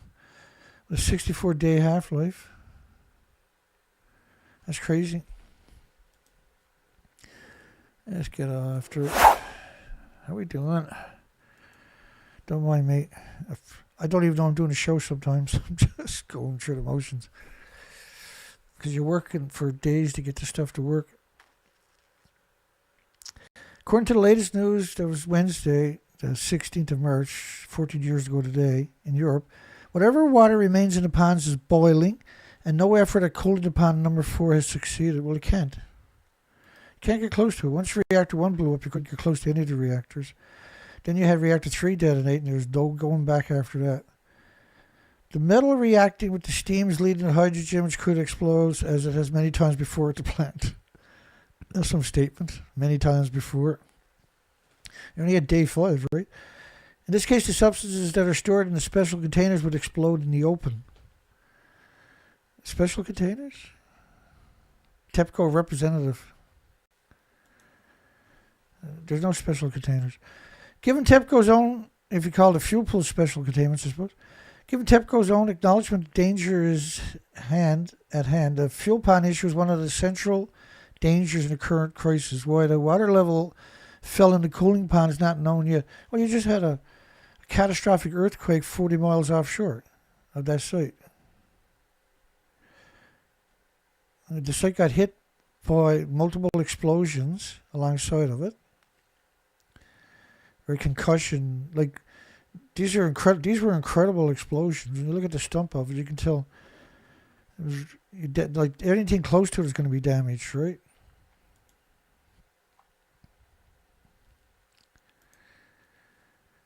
The metal reactor with the steam is leading to hydrogen production. I screwed up. Given TEPCO's own acknowledgement that danger is at hand, there may have been leaks due to the earthquakes, or the fires may help burn it away. No, like a nuclear scientist would have said, doesn't matter what happened, it's gone. Everything is gone. If the fuel rods burn, there's risk that the fuel rod cladding will be damaged, releasing radioactive particles. If the fuel rods are burning, that's a meltdown. That's TEPCO, right? Or that was Lawrence, according to BBC, spoke with Lawrence Williams, a specialist in nuclear safety. Again, like he's one of those guys who was, like last show we had a professor from Australia saying that CC-134 was the biggest production, which was a simple light curium isotopes. And he was saying that it only had a 56-minute half-life, so it didn't matter. It'd be long gone by now. I thought it was just ruthless scum, right, to say something like that. If the fuel rods burn, that's a nuclear meltdown, stupid. To divert this water is needed. Water serves as a neutron moderator. Well, not just any water. It's got to be specific water, right? Demineralized and saturated with boron to stop the neutrons, right? However, slight chance reinvigorating criticality or a chain reaction in the rods. No, it was all over that point. This leaves TEPCO between the devil and the deep blue sea. Earlier, helicopter dumps on the fuel pond were abandoned because of excessive radiation above number 4. No, the salt water could cause the recriticality. Okay, we got some little videos to get through of the fuel ponds from Bloomberg. Want to get more analysis now because I'm joined again by our guest Ian Hall-Lacey of the World Nuclear Association. Then it has appeared that the used fuel pools up near the top of the buildings have been depleted of water and overheating. That's been the focus. That's been the footage of helicopters dropping water, I think, very ineffectively. Depleted of water. No, they lost their... Who talks like that? Like, grammar is a weapon, right? He's a disgusting, very unlikable person. Let's put it that way. Plutonium in the fuel rods, cause for concern? Let me explain that before we jump on it, because we got videos to get through. I take a minute. It's worded, hopefully. Do you guys... This is probably one of the most important videos. Last video was really important about water filtration. Okay.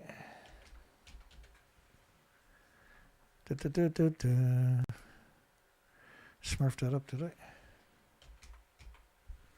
There we go. Work your magic there, pewter. Gotcha. Here we go.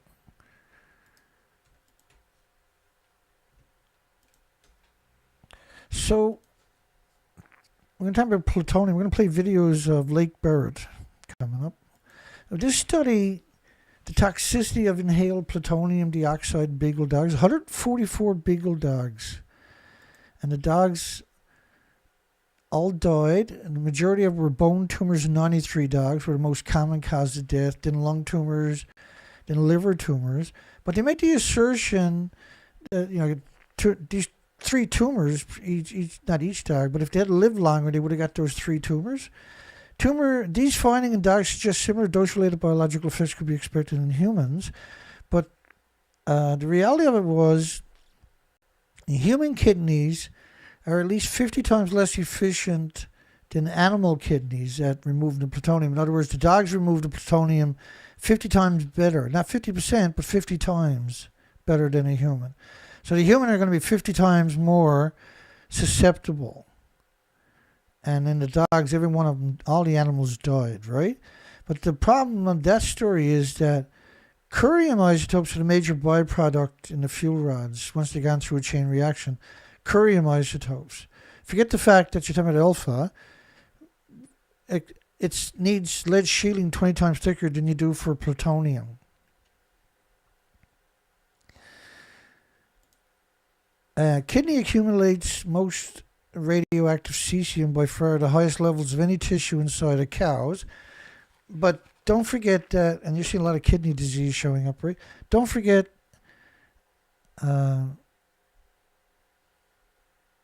the tumors in the skeletons, which means all the kids and little small animals are going to be producing radioactive stem cells if they don't get killed in the first few years. So Lake Barrett, and they do their best to try to make Barrett look like a human, somebody that drinks water. For the first time, potentially fatal levels of radiation have been discovered outside the crippled nuclear plant. So outside the plant, don't forget that statement. Take it away. Outside the crippled nuclear plant, fatal levels of radiation, raising concerns that contamination is working its way further into Japan's water and food supplies and foreshadowing a long and expensive cleanup. Nuclear engineer Lake Barrett knows what it takes to mop up a catastrophic mess like this. Lake led the initial response to the 3 Mile Island accident here in the United States. He's with us this morning from Washington. Lake, where are the major concerns? Well, the iodine-131 that you hear about, that has an 8-day half-life, so that decays away fairly quickly. I think they should be fine from a health point of view. So 8 days. What a scumbag to say something like that. We're beginning to hear more about plutonium. What's the significance of plutonium in this situation? Plutonium is something that is more emotional than it is technical in this situation. I think the biggest concern people have is the cesium and the strontium and the iodine in the short haul. Yes, there is some plutonium in there. There's always plutonium in reactor fuel. So it makes more emotional news to talk about plutonium. All right, let's talk about... So it's going to be decades and many billions of dollars to clean it up, but it's just a large industrial catastrophe internally to the plant. It's not a health catastrophe for the country.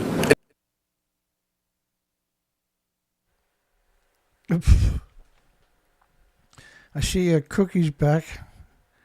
So he's using a known scumbag to try to debunk me. I mean, when you look at the building, you got 9 reactor cores are gone. How you gonna debunk that there, Cookie?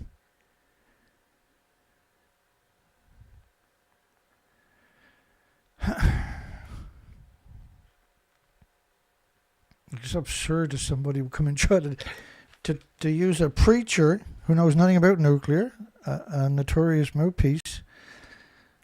It's like saying that Paul Begley was like those journalists there reporting that nothing happened, right? Not a health catastrophe yet, but here, lots of stuff appears to have been exposed to the atmosphere, and radiation is finding its way already into vegetables and the Tokyo water supply. So at what point in your mind does it become a health disaster as opposed to just an operational disaster? You're going to start have findings of some radioactivity outside for weeks ahead, so there'll be news about it. But I don't think overall it's going to be a huge health catastrophe that some people predict. Well, the iodine-131 day half-life, so that decays away fairly quickly. So compare, if you will, this situation to what we saw take place at Chernobyl and the after effects of Chernobyl over the past 25 years. Well, I think Chernobyl was a much worse situation. That was a Soviet reactor that basically blew itself up and spread things all over the area there. This is a different type of reactor. There's a lot of water, and most of the radioactivity is kept in the water locally on the plant, although you can see, leakage outside the plant. But I don't think we expect to see a Chernobyl-type situation there. Okay. Blake, thanks so much for joining us. It's Lake Barrett, a nuclear engineer and former deputy director of the Office of Civilian Radioactive Waste Management. This is way worse than Chernobyl right away on day one.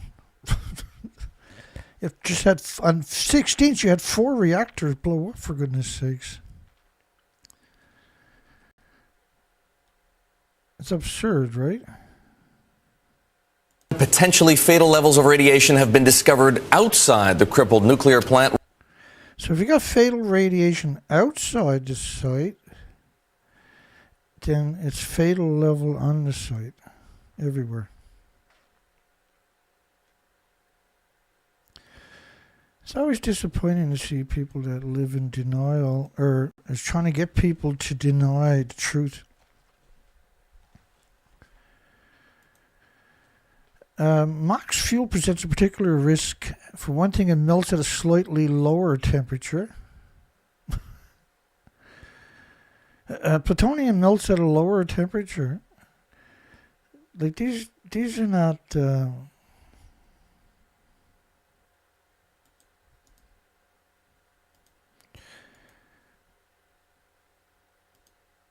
So this is a plutonium-239 dispersal worldwide. It's based on 20 days, Cookie. Let me show you something else. In 2019, congenital heart disease operations rose 14.2% per 100,000. That's 14,200 children need open heart surgery. 14,200 children need open heart surgery. I don't understand how people can be so cruel to pretend this never happened, had no implications. Like, there's so much radiation that Taiwan, people were told to stay home because of radioactive fallout. Same thing in South Korea. See, Cookie, the problem with radioactive fallout is it's 2 billion times more toxic than industrial. Like, I'm a little bit embarrassed that you would put scumbag Paul Begley as a source. Like, are you really that stupid? You must have been some burden on your family growing up. All used nuclear fuel contains plutonium. It forms naturally within conventional uranium fuel as the uranium is bombarded by neutrons. Yeah, they're dependent upon it, right? That's how they make their weapons. He said, and although plutonium is a long-lived emitter of radiation, you like this part? This was a top safety official at the International Atomic Energy Agency, Dennis Flory, from the International Atomic Energy Agency, said plutonium is quite heavy, so it's not likely to move very far downwind from its source. What a complete nut job, right? Here's the model of plutonium from TEPCO, by the way, numbers, which is just a fraction of the releases. That's plutonium covering the whole planet in 20 days. So to say that it's not likely to go very far, all these atoms are the same weight. Like, if on the scale of an atom, there's no different in the weight. An atom is, you can put 200 million atoms, by the way, in the head of a needle. can't see them. And so to suggest that plutonium is heavier than a cesium or uranium or americium or neptunium or strontium, that sounds like something Cookie would do, right? You're not going to work around here, Cookie. We're way ahead of people like you, man. You're just another nuclear apologist with no education whatsoever. Or you're just a terrible person. Attention must turn to evacuees in the region. Fukushima incident is out of control. Must turn to the evacuees, not for what you think, but just to brainwash them. The headlines of the article is not intended to foment panic. Why not? That's why you have 100 sirens around a nuclear plant, by the way, so you can have people can panic. But it is my honest assessment of the situation at the Fukushima Daiichi nuclear disease factory in Japan. That's what he meant to say. You forget. Since the earthquake and tsunami struck the region, a series of explosions, fires, explosions, fires, explosions, and radiation releases have made the environment around the plant extremely difficult to work in. No, you can't work around a nuclear explosion. It's a nuclear explosion. It's a meltdown. You just simply can't work there. Since the earthquake, tsunami struck the region, yes, Danny went on. For days, this was the 16th, by the way, March 16, 2011 story, which runs the plant has been unable to pump in enough seawater to cover the cores of reactor 1, 2, and 3. Yeah, well, you got to do it with a special type of water. It can't just be any water. You're going to exasperate the nuclear meltdown even worse.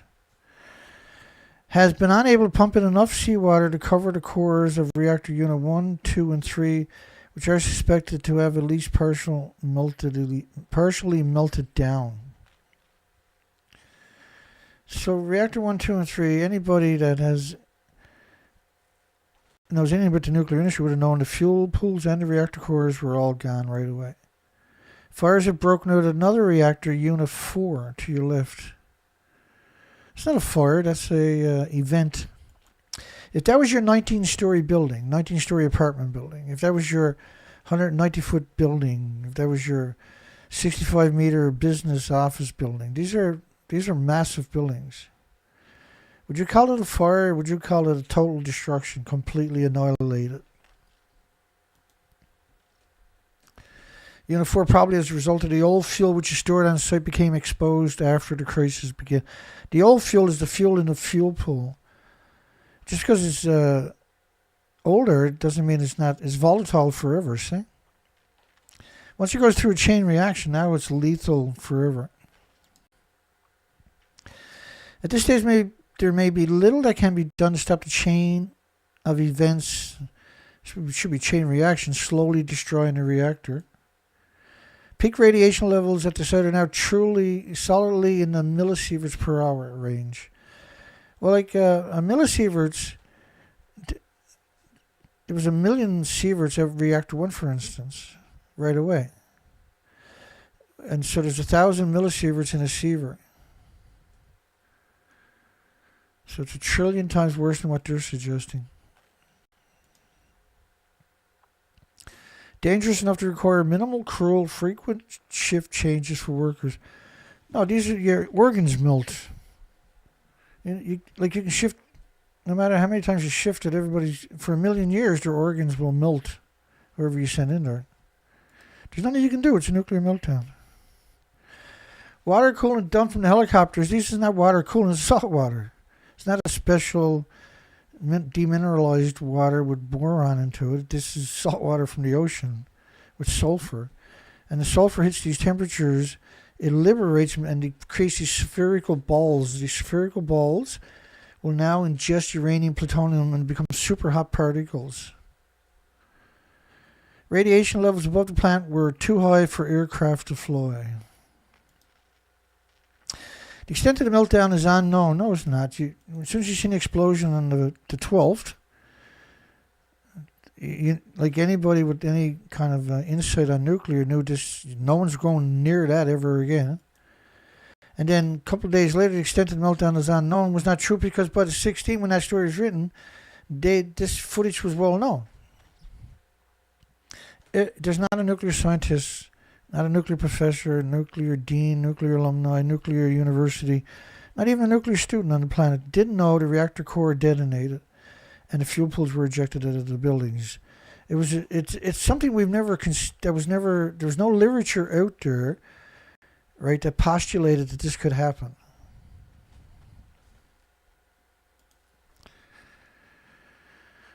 As is the precise condition of heavy pressure vessel that encased the cores. Well, no, there's no pressure vessel. It ejected it right out of the buildings. The stature of a good portion of the plant's used nuclear fuel kept on site in storage ponds is also unknown. No, this is the 16th, so we know the 12th that happened. We know on the 14th that happened. And we knew by then, of course, that the other reactors, because they look to even show you the pictures, in the same story where they say little is known, and then they show you these pictures. So clearly the nuclear industry wrote the story in order to manipulate your conscience into accepting that that doesn't mean anything. Realistically, there is little that TEPCO or the government can do except to pump water and hope for the best. I can't believe somebody came in and quoted Paul Begley as a source. I'm showing all the documentation. They're stupid, and then they're like, holy shit, how did you even survive birth?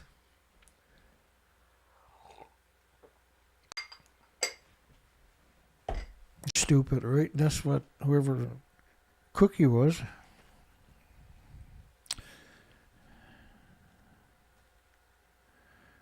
Realistically, there's little that TEPCO or the government can do except pump water and hope for the best.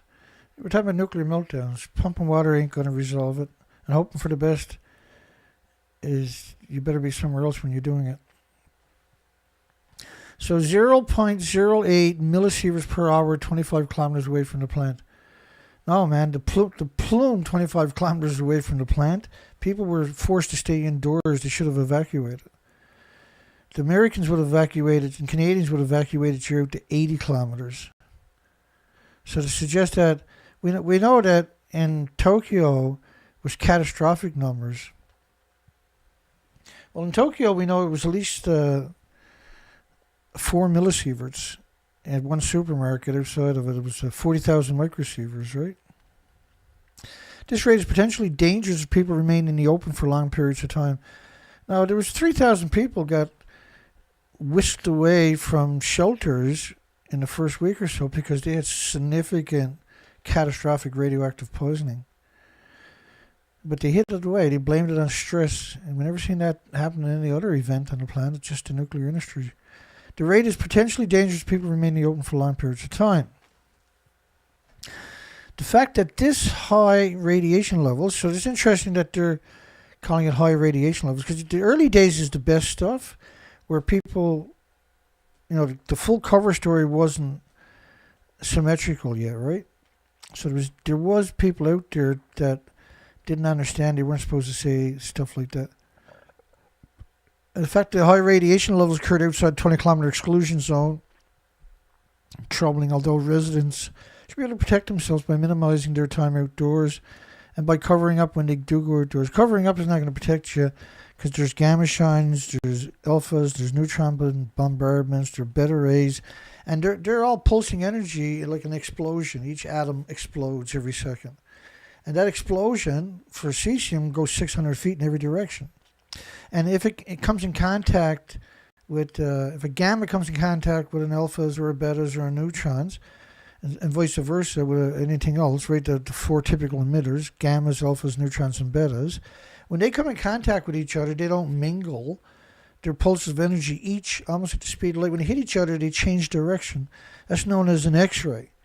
And when you've got huge radioactive fallout, you're talking about full body X-rays for every species, every human. And at the site, it's going to be catastrophic. I'm going to just get warmed up. I'm not even in my prime yet. I'll be at this. This industry has to go, or we all go. We're all going anyway, but it looks like because of the nuclear industry. But they have to be held accountable. And the world has to come up with solutions. And we got to start using geothermal, because it actually exists and it can replace everything right away. The greatest danger now is the panic is spreading throughout the region. The greatest danger is people trying to protect themselves, really. Cesium-137 plume forecast for North America and Europe on March 24th. France IRSN. Tokyo was half a trillion, or no, I'm sorry, 500 trillion. 500 trillion atoms a kilogram. Significant consequences for the human health. Our ideas of health implications should change. Do not discuss it on social media. These means you can never go back to Tokyo. You never should go back to Tokyo. And Tokyo, 36 million people in metropolitan Tokyo should be abandoned, right? Residents seem unsure what to do. Should they stay inside, flee to another prefecture? Like, you should just take blankets, water them down, preferably with bottled water if you got it, and throw that over you and get out of Dodge. Just drive hundreds of miles and then throw everything away. Car, your clothing, shave your head, your eyebrows. And just be like Casper the Ghost in this blanket, wet blanket, and get out of Dodge. Bring 4 or 5 wet blankets in garbage bags, and after 20 miles, change them. After another 40 miles, change the next blanket. After, just leave the windows open as much as you can once you get outside of 20 miles to keep the air airing out your car. I don't know, it's just a horrifying nightmare. He warned that there is insufficient fuel to evacuate refugees from the exclusion zones. Well, first off, let's keep going here. The Japanese government must stem the panic and respond to the crisis now by supplying accurate radiation readings. Stem the panic. So in other words, come up with propaganda.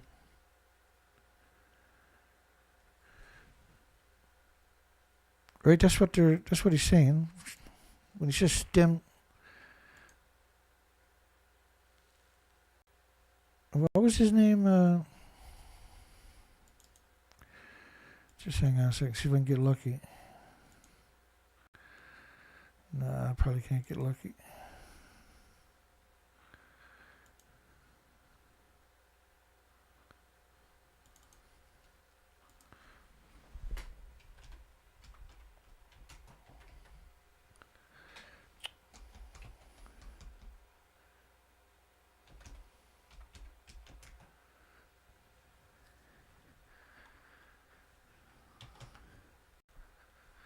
Damn you. One more try. Give me one. Bear with me. I can't remember his name, unfortunately. Remember that guy, Martin Fragler, was it? Martin Fragler? Should we...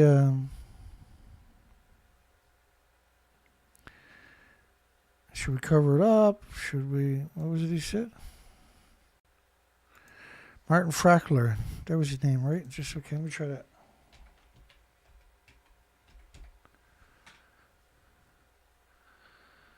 That's the story of my life, isn't it? Oh, well, I'll give up. Right after one more try. Bring it on home. I got it. This was the New York Times. Do you cover it up? The response, he was doing a presentation at the nuclear forum. What do you do? Do you cover it up? My name is Martin Fackler. I am the Tokyo Bureau Chief. And the title, as we just heard, was Challenges and Opportunities After the Fukushima Nuclear Disaster. This crisis management. And the question of what do you tell your public? You know, I mean, do you tell them that there's a serious nuclear accident, or do you play it down? Do you try to cover it up? Is playing it down and covering up the same thing? That's the New York Times, by the way. They're just perpetually ruthless scum, eh? The government must tell the people what these numbers actually mean. They're the last people. Like, the scariest thing that you can ever hear is, hi, we're from the government, and we're here to help you. That's the scariest words you'll ever hear. Clear instructions need to be given to those who are fearful. Clear instructions. Don't panic. It's like a banana. It's like a potato chip. It's like walking in the sunshine. Like, like Cookie there earlier, right? Coming with the incredible, bizarre propaganda, right?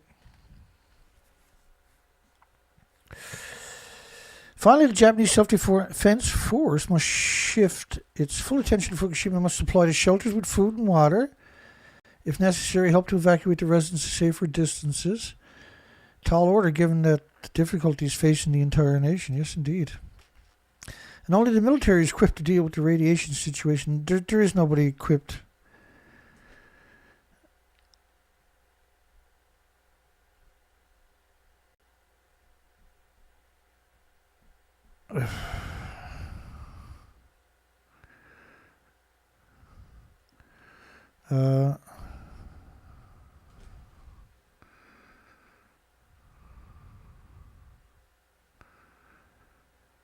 Yeah, I don't think anybody censored you, Lucy. As far as I know.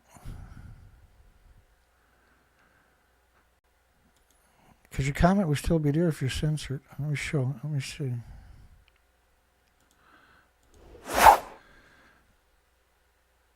Was the post censored? No, sometimes you might put in keywords. Your message was retracted. That was you done that one. I don't see Lucy there anywhere. I see Cookie. Lucy's right in saying what she said, or he said, or they said. All I said was that Fukushima had more and older reactors with a lot more stored waste in Chernobyl. That's right, 100%. And that boom at Fukushima was only the start of the problem. That's right. No, you're 100% right in what you're saying. Nobody censored you. It looks like you accidentally redacted your previous message. You're 100% right.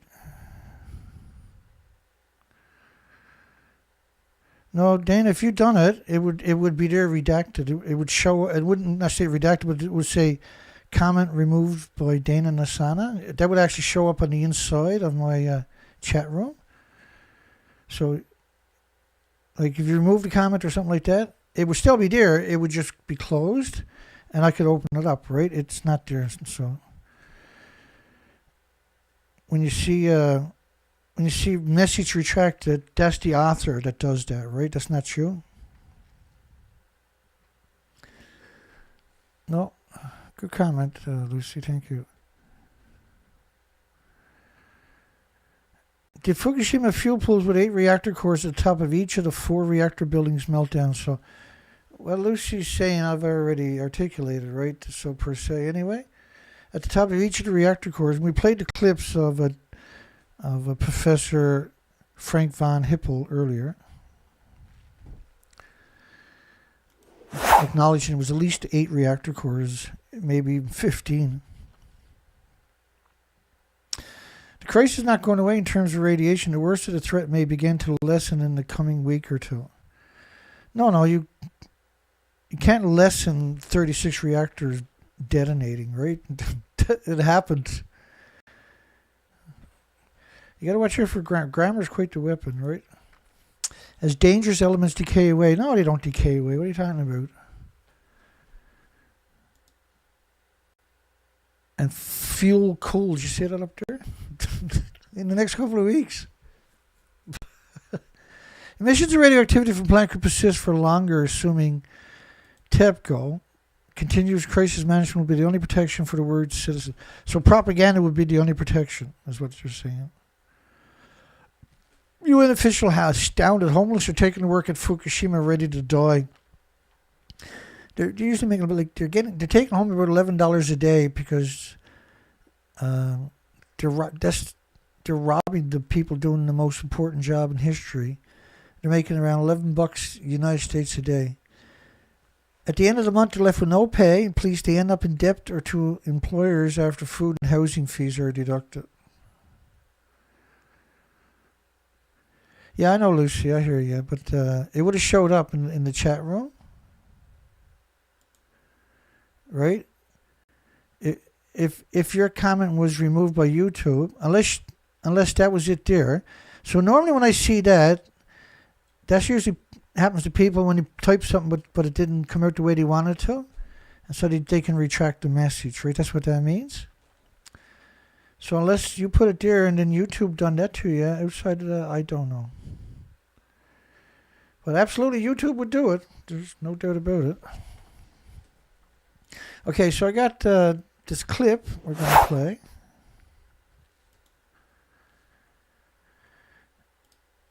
We're going to play, and I got to put my headphones on. The volume should be okay. Here we go. This is Mike Finn report from Tokyo. Here we go. The winds are blowing out to sea, but the government says they're not testing them for radiation because they're not heading towards cities, so there's no risk to people. Think about that statement. The radiation, which it wasn't. I showed you there last week from the redacted emails, right? And they're linked below all the time. But there's 4 million of them. But I was showing the redacted emails where they were actually showing the weather pattern was blown across Japan. And what advice are foreign embassies giving in this situation right now? Many of them are saying get out of Tokyo or get out of Japan altogether. We went down to the Chinese embassy in Tokyo before, hundreds of people lining up to get their visas to get out of the country. The US embassy says it will lend its citizens cash if they need to buy plane tickets to fly out. Britain, Ireland, Germany, Norway, all advising people to get out of the country. Leave the country. Not 20 kilometers, but the country. And everybody in Tokyo was bailing out all the embassies. We know that. Sony telling workers that Sony was way all advising people to get out of the country. Sony telling workers that they should not come into work, and a lot of companies giving that advice, Mariam. But all the countries are telling people to get out of the country. Oh, the Canadians done it.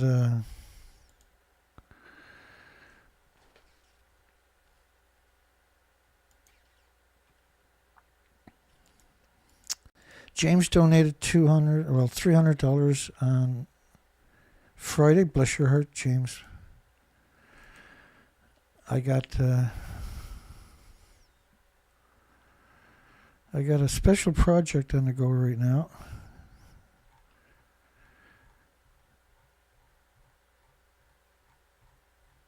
I'm not saying that because nuclear industry is paying attention, but I'll let you know that once I get it done.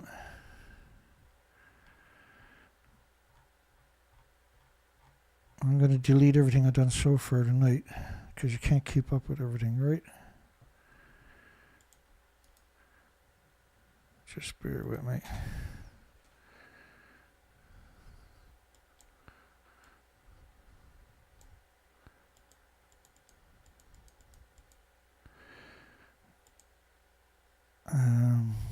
Okay. Hello, everybody. Hugs for everybody. Hope you're all doing okay here tonight. Have you voted on my poll? That was a good time to vote on the poll.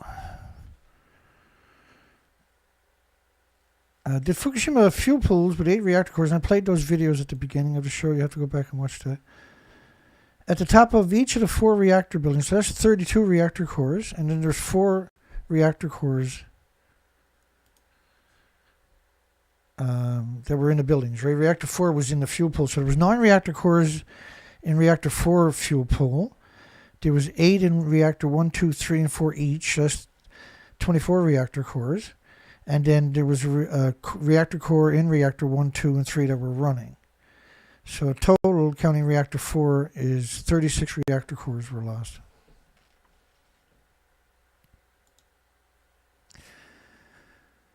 Okay.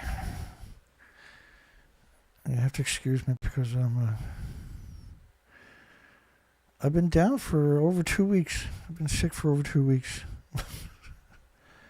Today I'm doing better, not so much on the hack, and it's not gone away, and I'm still producing a lot of phlegm,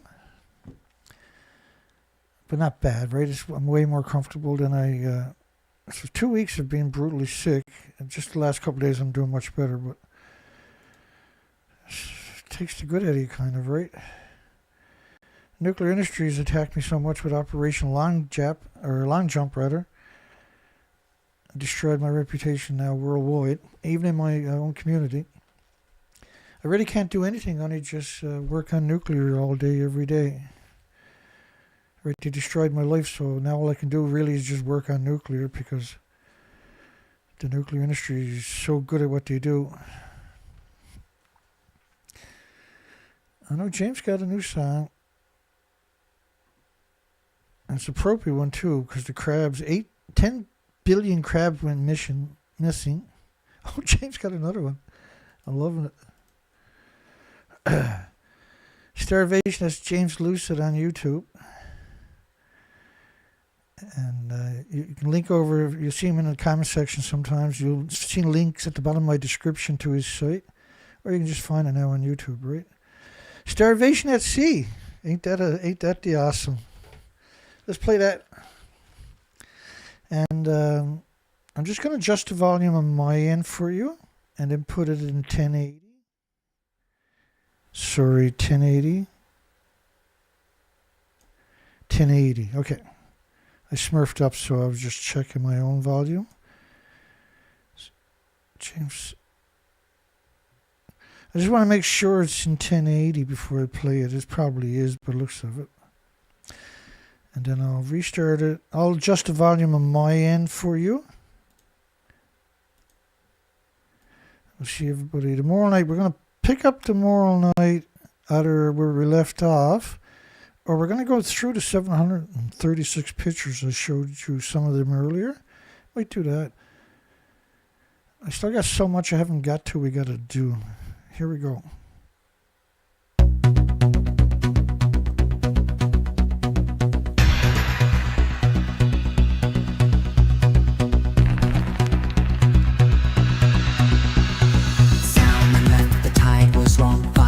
Out, the weight was gone, counters flash, the records hold, normal returns, the lie was sold.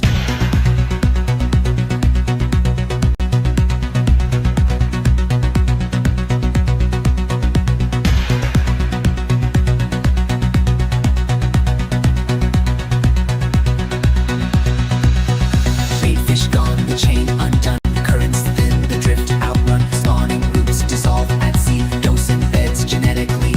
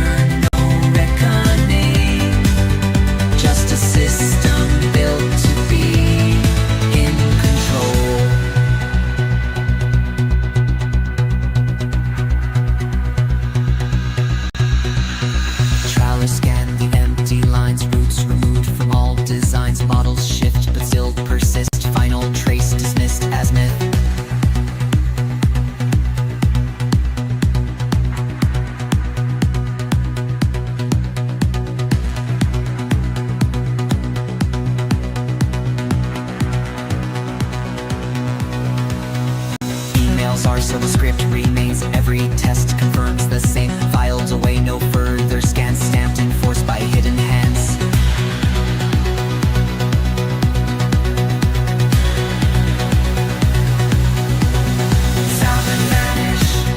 Salmon vanish, while the core still drift through the sea.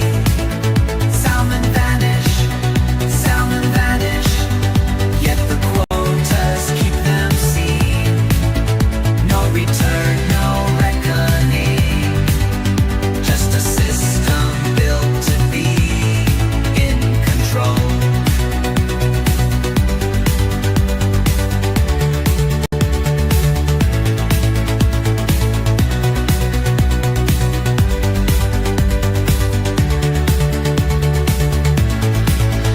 No more runs, no second spawn, the salmon collapse, the roots withdrawn. No alarms, no warning calls, no record left, no trace at all.